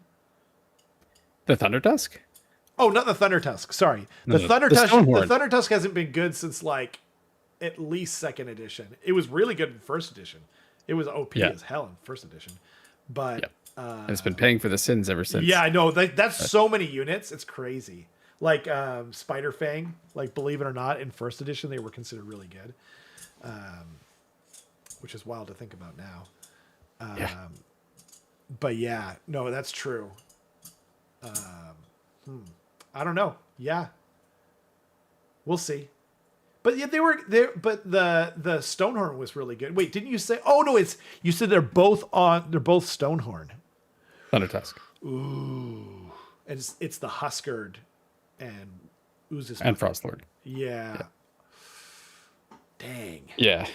And so it seems like, or it looks like we got 3 new artifacts as well as 3 new monstrous traits as well. I mean, Which, that's exciting because they're definitely going to carry over for the next year. yeah, it'll be pretty cool. The honestly, I don't know where I'm gonna go though. Like, I think probably what I'm gonna do is for, oh my god, I'm disappearing. The for the small amount of time between uh, the GHB being out and the book coming out, I'm probably just gonna mess around and Right. try and bring a cog for it or something. I guess I don't know. Right. We'll see. But the new rules that they previewed are so exciting that I'm just like, I just want those. I don't want the old index rules anymore where I just run No. fast and hit hard. I need more. Like, please. God, you're so spoiled. It's crazy. Like the ogres had amazing index rules, and now you're just like, No, not the gonna- ogres have they're very fast and they hit very hard. And then the Scourge of Gyran stuff gave them Yeah. tech and shooting. yeah, They removed the shooting, and we'll see if they get some kind of tech right. with the other stuff. But sorry, my eyes were itchy. No worries. How dare you? We'll see if they get like more tech, but I don't know. Their new tech is amazing, This- though. What, new the tech ogre is- book? Yes. yeah. 100%. I'm saying the brief period of time where we're still on the index, Yeah, I'm just going to like do whatever. I'm just going to have fun. that's fair. Go to That's tournaments and push my models forward and drink White Claws and eat wings. I mean, yeah, you might be like, it might only be like a couple of weeks before you get your shit. Yeah. Maybe. That'd be cool, but we'll have to see. Right. Carson in his Andy from Toy Story arc now. I don't want to play with you anymore. Yeah. Oh, shoot. Oh, man. That's going to be so good. Yeah, I'm, no one asked, but I'm very excited for Skaven. Like, it felt like this last GHB was just like, I don't know, like half the army was just kind of, because of all the obscuring. It's just like, I mean, I know that's not just true of Skaven, but, I was just like painting rat ogres and that kind of thing. I wasn't really playing much either, but, yeah, I don't know. I think this GHB in general, I'm like much more excited for. I just think it's more interesting and it's definitely a lot more Timmy, where it's like rage dice for just attacking more and that kind of thing, So, yeah. Yeah, it's pretty cool. I think this GSP is going to be fun. I think Agreed. the missions kind of force people closer together a little bit, even though there's a lot of objectives. Right. And then a lot of the twists on the missions are like really weird. So I think that it's going to be a good time. I have not even looked at the new, what do you call them? Battle tactics. What do you think of them? Like I haven't even read one. They're more, I would say that they're getting less and less like automatic the more that they do them. So like Oh. last year's, I think that it was even more, okay, you can take a turn to do nothing and you're only expected to score like 4 to 6. Okay. But I think now, like 2 to 4 is probably going to be the new Jeez, they're way harder. normal. Yeah, they're harder for sure. Like they require you to be much more Oh man, like specific with your actions, or like I see. more things have to line up, I think. I see. And there's no just like, all right, I tabled you, now I can do all my like it's a lot of it has to do with like interacting with your opponent in a specific way. Interesting. I am disappointed to hear that. I don't think that that's good for our game. You know what I mean? I mean, this might be a bit of a hot take, but I think that our tactics should be, honestly, I kind of want to just have like, you only pick one battle tactic and you score that. And so there's less of an emphasis on them. Just because like, it seems like more and more people are taking a break from AOS. And I think it's just like pushing the sort of, I think it's probably really good for like people like you that are like high end tip top players. But I think the reason why Spearhead is so successful, this edition, is because it's more casual friendly, but Yeah. we'll see. I mean, the data says otherwise about I think people are getting out of AOS, but Yeah, recently, on average, I did see that there's more that the tournaments are up. yeah, Yeah, but It- but that's not a casual thing. That doesn't like equate to sales or necessarily the health of the game. That equates to the tournament scene, right? yeah. But I guess what I'm trying to say too is that in a lot of hobbies, there's a natural progression of someone spending like a couple of years or several years and just kind of weaning off of it. Yeah, And there might be anecdotal instances of that happening locally here with a couple people. yeah. But I think that for every person that's doing that, a lot of other people are picking up the game. I hope so. Um, You know, Yeah. I mean, I'm not. I'm certainly not afraid to, like buckle down and learn. Like that's kind of what I used to do when it comes to AOS. But yeah, we'll see. I guess I hope that it's. I kind of hope that they do what 40K is currently doing, which is bring like don't have like two modes where it's like narrative and competitive, like try and marry the two as much as possible. But Yeah. yeah, we'll My see. hope.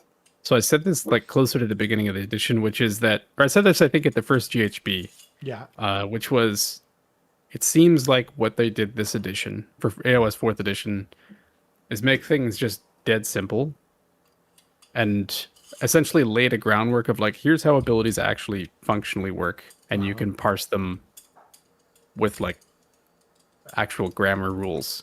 Okay. Like there's no weird ambiguity most of the time. yeah, Therefore, all of the abilities that you start off with, because it's an index edition, are really simple. And you have like a very small amount of flavor. The books that released right after the index is released, also really, really simple. yeah, And like, or like rather simple interactions, not like a whole lot of flavor. Yeah. But near the end of the edition, we're seeing like really flavorful books come out. Like you really liked Corn that came out. Feck came out as really flavorful. This new Ogre book looks like it's going to be really flavorful, pun It's intended. super flavorful. Yeah, It's yeah, absolutely. like, and I think that it's kind of paved the way for 5th edition to return to like the Wild West that 3rd I edition hope was so. at the end. Yeah, third edition was, I think, was still peak. Yeah, Yeah. Because you had tons of really flavorful rules. They were just like wildly unstructured. Yep. Right. So Yeah, hopefully. I'm hoping that we're now entering a period of like, okay, we've laid the groundwork. Time to go insane. Right. Like time to bring back the really meat. introduce a lot of craziness to this game. That would be good. Yeah, I would. I would really like it if they. Yeah, I mean, and they did the same thing in 40K. To be fair, but like, my main worry is that like I watch a few different channels and they talk about like GW never releases their sales data, but the independent stores do, and AOS hasn't been doing as good this edition for sure. On that, and so like, and there some of the different opinions I've seen is that like that AOS has kind of turned into 40K and 40K has kind of turned into AOS. They've kind of gone like that or whatever, or like that depending on how you want to look at it, and so like AOS is kind of getting more competitive and 40K is kind of getting simpler and easier. And I don't know. I think like that's part of what made AOS really cool too. Was it was wild and unique, but it was also like the basics of it were quite easy to get people into. But again, I think this new GHB, like I can't speak to the battle tactics. I'm not even I'm going off of what you said, right? But it seems a lot more Timmy, where you're activating raged dice and killing guys, and you know what I mean, like getting award saves. It just seems better in that regard as well. And what you said is absolutely true in terms of like the flavor. I mean, like we've been saying that since FEC book, since the FEC book came out. We're like, I think they've kind of figured it out. They know that they need flavor. They can't regurgitate. But honestly, though, this happens every edition. By the way, every edition, you never want to be first. Like I was saying that since before the edition started. I was like, the only thing that sucks is Skaven are up first. You know what I mean? Like the rules are not going to be nearly as fully developed as they will be at the end here. But that's the way it always goes, you know? So, and honestly, Skaven will probably be early on in next edition. So it's probably not going to be good until like 6th edition. Because like if you look at Orcs, right? Orcs came out very early on, and they basically were a regurgitated index as well. And they were first up before. So yeah, we'll see. I don't know. Yeah. Yeah, it's interesting because like there's power creep, which is something you always have to be worried about as the edition goes on. But That's true. If they keep the same general vibe of like how the battle tomes have been going, like from thematic rule standpoint, Yeah. I think early battle tomes are still going to be fine I mean, in 5th edition. they're always fine. Like they were fine. I mean, this like edition. I think if they have as much like energy put into them as the end of the edition. Oh, I edition see. Ones. Yeah, that's true. But they also tend to like just use edition as an example, right? Remember, like monstrous rampages were a thing, right? By the end of 4th edition, like you always got some kind of special monstrous rampage. You know what I mean? Whereas if you were early on in the edition, you didn't. They just tend to like use the mechanics, the new mechanics of the edition a lot better as we go through it. But I mean, I'm not thinking they're going to use it bad. It'll be fine. It's always fine. But remember Feck got like these really awesome like heroic traits and monstrous rampages. I mean, obviously you only got to use it for like 3 months, but like this is just an example. They like everything gets culminated by the end of the edition. Having said that, at least we're not in an index version either, though. So even if you're Seraphon or whatever, it's kind of the best of both worlds, right? But I don't know. We'll see. What are you looking forward to? Like we got all of Order today. What are you looking forward to most? Like going forward, like you got cities and ogres you don't care about. So do you just not care? You're just like, I'm just waiting for my ogres. You're just waiting for your ogres. Yeah, fair enough. I'm painting up my cog fort and waiting for my ogres, basically. Fair enough. Damn it, Carson. Yeah. I'm looking forward to Skaven. If GW backed off the competitive angle they currently have for the game, I'd probably be fully out again. What, fully out? Oh, you'd just be like, you wouldn't be into the game? Yeah, I mean, like, if you're a competitive person, Riley, that's fair, you know? Ubiquitous is 40K? What do you think is ubiquitous for 40K? I think you're reading the second message of everything that they're writing. Oh, Timid. It keeps going. I keep looking away and then I go back. I think they're seeing the same thing as everywhere else as people tighten their belts worldwide. Even those of us blessed with excess are hard pressed to not choose the game with a player base as ubiquitous as 40K. Yeah, I mean, that's true. I mean, 40K is always going to be probably more popular and therefore, yeah, I don't know. I'm not sure. Like the sales data, yeah, I guess what you're saying is that they're doing even better because people are forced to choose. That's possible. I don't know. It's definitely a luxury hobby. It is. Like, yeah, that's something we can all agree on. God dang. Like, I mean, it's kind of weird though, because the places that it's much cheaper to live are also the places that can have tournaments that are way bigger because rent is cheaper. Oh, right? I see. Yeah. Like you can get an event space in Prince George way more easily than you can in Vancouver. Yeah. Which is probably why it's so easy, or it's not easy, but like they've put on an incredible tournament, which is the first reason why it's successful. But they also have access to venues that are like much larger and much cheaper to rent out. Whereas in Vancouver, if you want to get somewhere that can host like 50 or 60 Warhammer players, in order for it to actually even out, it either has to be a community center with like non-profit organization rates, which now you have to do a bunch of legwork to set that up, Yeah. or you're gonna have to charge people like 150 or $200 Right. just to go to a tournament, which is crazy.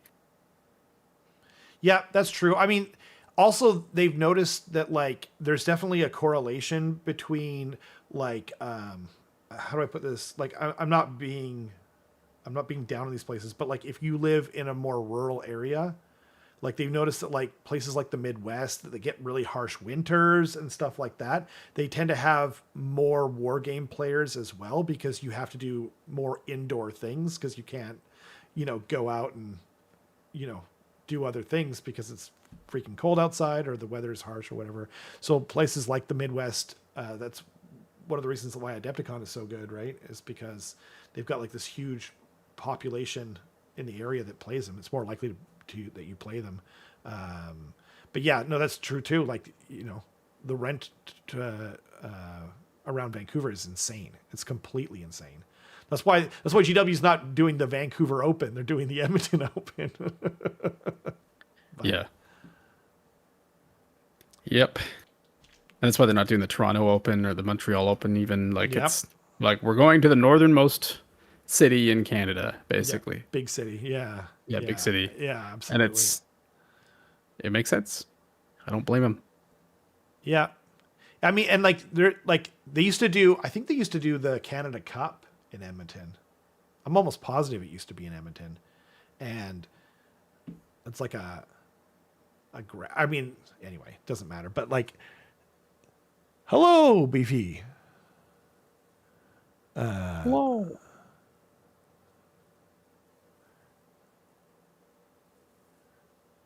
The rules are crunchier as I lose. I don't mind an army being bad, but it's still Freddie Mercury rules. Do whatever you want. Just don't make my pet unit boring. Per unit / favorite army. Yeah, I think everyone can agree that, as long as your rules are interesting, you can kind of adjust the balance from there. Yeah.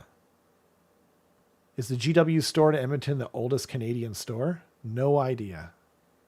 Maybe. Yeah, I've got no clue.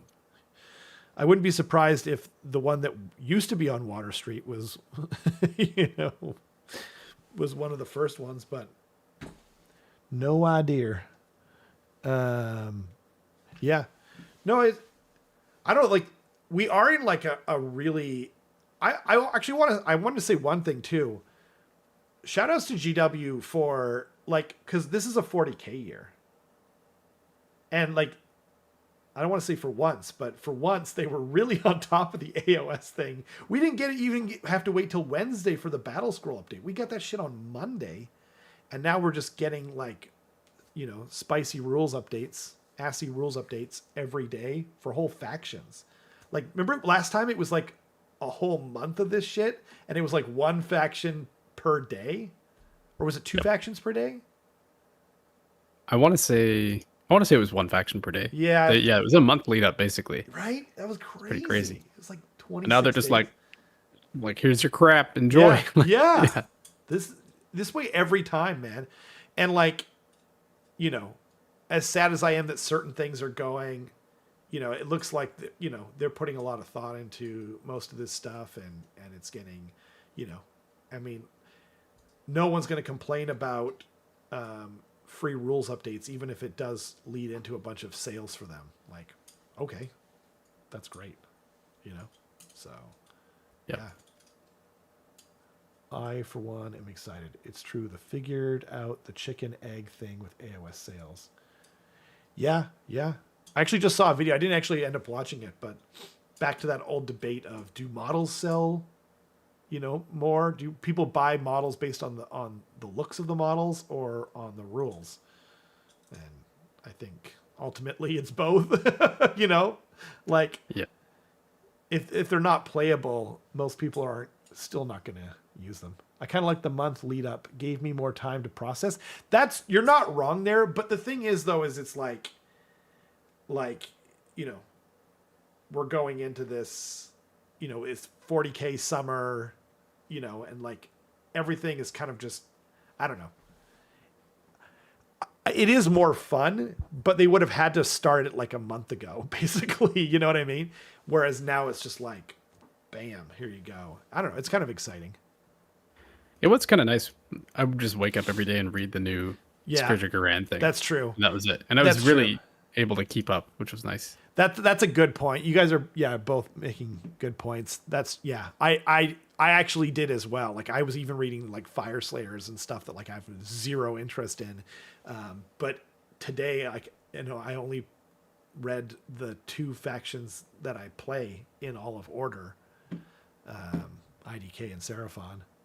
But I'm also kind of more like, what's the word? Like I'm not, I've been really busy. There's been a lot of stuff going on in the background for me. So it wouldn't matter even. Like I still probably wouldn't. But yeah. Oh man. But I'm excited to get back into it. Hopefully I can get everything painted that I need. Never. Yeah, that's true. Never. That's true. You caught me there. But hope springs eternal. You need a context to sell en masse, but people don't want to buy a turd either. Form gets you to function. Yeah, like I feel like there's 7 billion different games that release out there, like on Kickstarter, that just have like resin miniatures that they have with them that all look really beautiful and really nice. But I don't know, it's just something about, you definitely need context for sure. I think seeing a community is one of the biggest things that invites people in. Right. Going into a hobby shop and seeing a bunch of people play a game or like paint together, I think is one of the most enticing things.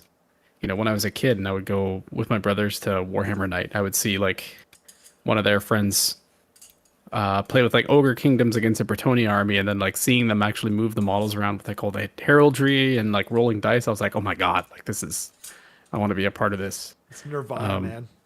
Yeah. Yeah. That was me too. When I saw people playing with fully painted armies, and I was just like, oh God. Yeah. Yeah. Just salivate. I feel like every guy is a train guy a little bit, like model trains. Yeah. But then it's kind of like scratching that itch at the same time. Yeah. As well as you can be competitive if you want to, but yeah. Yeah, that's true. There's usually a story, you know what I mean? Yep. And like, yeah. And just, I don't know, there's something about it. Yeah. Even just the act of rolling dice completely, take out everything else. Just rolling dice just feels good, Yeah. Yep. Oh man. I need to play some more AOS. I think that's what I've discovered. 100%. The degradation of game stores as a third place, at least out here in Seattle, has been a bitter pill. Yeah, that's true. That's definitely a thing. But, hopefully wherever people... And I don't know that it's necessarily true here, because we actually have probably more stores where you can go and play now. You do, but it's like... I feel like all the stores are very dominated by Magic, where you can go in and see people playing Magic or other card games and stuff, but I would say it's very rare for you to walk in and see someone actively playing a game of Warhammer.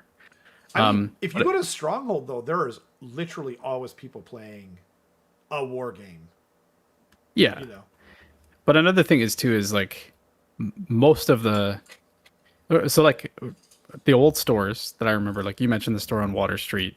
Yeah. There was a store that was in Park Royal. Park Royal, there was a store like they used to be like in malls, places where people already were and were already walking around. That's and true. The store that I would go to was in the Haney Place Mall in Maple Ridge with my brothers. And you just kind of like walk along. There'd be like a little Caesars and like a food court and like a bunch of other stuff. And then you just walk past this Warhammer store and you just see people having fun inside. Was it a Games Workshop? No, it was an independent store. Independent store. Wow. Yeah. Cool. But now I find that it's much more common for stores to be like in an industrial complex or That's like true. just tucked away. Wisers. Yeah, exactly. Like I literally almost drove over the bridge that's in front of Wisers the first time I went there. you know. And Yeah. then the second time I went there, I was like driving super slow because I was like, I can't like miss the turn in, or I'm going over that stupid bridge and I'm gonna be gone forever. It was like the bridge Yeah. to Narnia or some crap like that. Yeah. Yeah, like it's much more intimidating to actively go to a friggin' industrial park full of nerds, basically. Like that's way more intimidating for someone who wants to get into a hobby, right? Yeah, I think As opposed to you're just walking around in the mall and you're like, oh, what's this? And then you kind of just casually walk in and browse. you're not Yeah. wrong. Although for me growing up too, like we had to go to like the one of the worst parts of Vancouver. We had to go over to Water Street. You know what I mean? Like literally half a block from where my first Warhammer store was when I was like 12 or something. Was an area like like this girl I was dating at the time. She worked in like this area, and it was near like you know where Blunt Brothers and stuff was, like a weed store. Anyway, I was walking down there, and this guy was like, "Meh, meh, meh, meh," and I was like, "Excuse me," you know, and he's like, "Meh, meh, meh, meh," and I couldn't really hear him, and then I was like, I don't understand you. And then he was just like, and he still said the same thing, but then he showed me he was holding a wad of drugs in his hand. And I presume he was saying, "Want to buy some drugs?" You know? And I don't know what it was. Like it wasn't weed. That's all I know for sure. Like it might have been like black tar heroin. It looked like little wads of black, you know, or something like that. I was just like, no, no, no, thank you, you know? But yeah. So I don't know. You'll get there if you need to. My first martial arts place too was on East Hastings. It's still there. It's called Mikado, and yeah, like I've told a few people the story of this prostitute thinking that my dad was pulling over for her because there's like this industrial like car lane only behind there, and my dad was gonna try and go through there, but there's only enough room for one car. And so, yeah, he pulled over to let this truck go through, and then he's looking for a parking spot. And yeah, so I don't know, but it does suck though. Like I wasn't part of that whole like mall generate. I mean, but is it not true anymore? Like In Vancouver, yeah, I would say so. I that, think that is too bad. just one in a mall that I can think of, which is Pastime, which just opened up in a mall near us. Oh, that's true. Yeah. Yeah. But you can't There- play in there though. No, So exactly. that goes to your point. Yeah. And I mean, their Pastime is like actually like a sports memorabilia place. They just added Yeah. Warhammer because they realized how lucrative it is. They don't. Most of the people in there don't know anything about it, and I'm not knocking them. It's actually really great that they opened up because they sell Warhammer at a discount. So if you're one of the people like us and you know what it is, you can just go in there and get your hardware and get out of there. But yeah, to your point, you can't play in there. And to your point, yeah, there was, Warhammer Park Royal or Games Workshop Park Royal for a long time. Yeah. Yeah. I think That the is sad. closest story I can think of that like still has that organic discovery going for it is probably Aegis Games down in Bellingham, Oh, where it's kind of in the main drag of like downtown Bellingham, right. where you see people like walking down that street all the time because there's like cafes and bars and stuff there, and Right. then it's just kind of right there. So I think Highgate is pretty good though. It's like right next to a Save On Foods and like a bunch of other stuff. Yeah.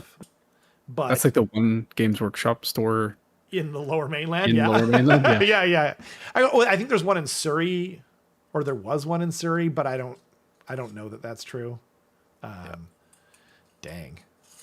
Yeah, that's pretty sad. That's not a Warhammer issue though, or like an issue with Games Workshop. That's just a No, that's true. Society Oh yeah, thing. yeah, no, for sure. I'm not. I'm Yeah. I'm just thinking about it. That's all. Interesting. Yeah. High enough to afford mall rent. Yeah. Yeah, you're not wrong. Huh. Yeah, I mean, you wouldn't think it would be very hard, considering like how lucrative Warhammer is. Like, especially. the rent is insane in storefronts here though. Like, Yeah, but like there are independent retailers that are doing it, and they're selling it retail, whereas a Warhammer store is making money on both ends. They're making it wholesale and retail. Yeah, So that's pretty but good. the thing is, though, is that, like from my understanding, most stores it's Magic that keeps the lights on. Oh yeah, that's Like, fair. it's not Yeah, it's not that's Warhammer. probably true. Because with Yeah. Warhammer, you have to think of like however many patrons a given store has Right. for actual Warhammer models. Right. Like how often do you actually buy Warhammer?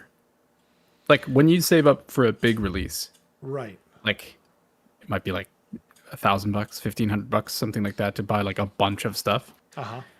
But or maybe more, who knows? But Yeah. you have to think of Magic is doing a new release every like what 6 months, Yeah. and you have people spending hundreds of dollars. I think more often than that. I think it's like every 3 months or something. Yeah, you have people spending hundreds of dollars on like you're like the quote unquote whales in Magic are like way more lucrative, and it's just cardboard. It's Yeah, not. it's just cardboard. There's no manufacturing process around like injection molding or designing of models or anything. It's like they pay an artist, They pay and an a artist, designer. but that's Yeah. so easy. So much cheaper. Yeah, it's so much cheaper. And then it's like the game developers, which they probably like. I actually think they probably spend way more money than GW does because like it's way more competitive and popular, and you know what I mean. Like, Well, yeah, because there's no excuse of like, oh, if the rules are janky, at least you always have the model that you can paint. It's like, well, no, it's just cardboard. Like, Yeah, it's just a exactly. piece of paper. It's not. and some not people really do collect, collectible. and some people do collect the art, but they also like cycle out much quicker. And yeah, no, there's a lot there. Yeah, rough. Yeah.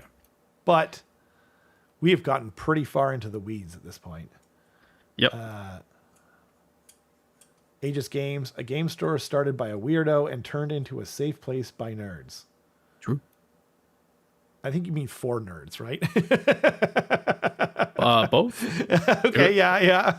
But I Apparently mean, like, the original store owner was just like a huge, awful oh, person. what And then really? Oh, I think the employees ended up buying up the allegedly. store. By the way, Carson, we are in a public. I'm just reporting what I heard. Yeah. Okay, Yeah. exactly. Yep, that's But true. I'm saying like the new store owners that we're familiar with Yeah, bought out the I store from see. him and turned it into like a much better I place. see. Yeah. Oh, that's cool. Yeah, I didn't know that. No buy. Yeah. MTG players also require much less room. Yep, that's true. That's true. Yeah. I don't know. Yeah. You guys are probably completely correct. I never got into Pokemon. I never got into Magic the Gathering. Don't. Yeah. That's what I hear. I might get into Darren's making some interesting points to get into what's it called? Gundam? Gundam, yeah. Yeah. Yeah, it seems like the hot new thing. It doesn't just seem like that. It seems like Bandai is doing it like it seems like Wizards of the Coast, unsurprising to most people, is extremely exploitive in the way they run everything. You know? Dungeons and Dragons, you know, the Magic the Gathering, and it seems very lowest common denominator, whereas Bandai and you could argue that it's because they don't have the monopoly that Magic and Pokemon do, that they kind of are almost forced into doing a much better job. It's kind of like Games Workshop as well, you know, during the worst times, you know, like the end times and stuff like that. That's when they had to like come up with ideas, like start collecting sets and all these other things, you know, four-page rules, free rules. Like that's where the time where they were being the least exploitive. And that's where we saw the greatest growth in the game. You know, so now it's maybe you could argue that Bandai has to do that just to compete with them. And you know what I mean? Like it seems like, you know, you can create whole decks way cheaper, and the rules are really, really cool and imaginative and interesting. And yeah, so I don't know. I might try it. By the way, I've never seen Gundam, but as you know, I relate to things much more like from the story. You know what I mean? I need to be into the story. And so Darren's like, you can borrow I've got whole decks, competitive decks. He's like, what's your favorite Gundam? And I was like, don't know, never seen one. My favorite Gundam is Evangelion, which I saw during high school in Japan because it came out when I was in high school in Japan. So I don't know anything about Gundam, you know what I mean? So I was literally Google searching what's the best one to watch if you don't know anything. And so, yeah, I watched the prologue from one of them, one of the new ones, one of the ones that the AI told me to watch because you don't need to know anything. Something about a witch. So I don't know if that's true. Let me know in the comments later on if you guys are, the TCG. But apparently the war game is really cool too. Darren plays that as well. And apparently it's really rad. But I don't know anything about it. Is the giant robot one? I heard that one's good. I heard that one's really good. The one with the giant robots specifically. But yeah, let me know in the comments later which Gundam I should watch. I don't know anything. But yeah, anything anything you want to throw out there before we rock on out? No, I don't think so. Okay. Happy Canada Day to all those celebrating. Yep, which should be everyone. Should be everyone in the world. Yep. A momentous day for Canada. And therefore the world. Nicely done. As is tradition. Anyway, thanks to everyone for hanging out. We will see you guys next week with another episode of There's Too Many Rules that have come out for us to talk about them all in any kind of coherent manner. But I'm looking forward to getting thoroughly back into Age of Sigmar. And yeah, thanks to everyone for hanging out. It was really fun. We'll see you guys next week. Bye-bye.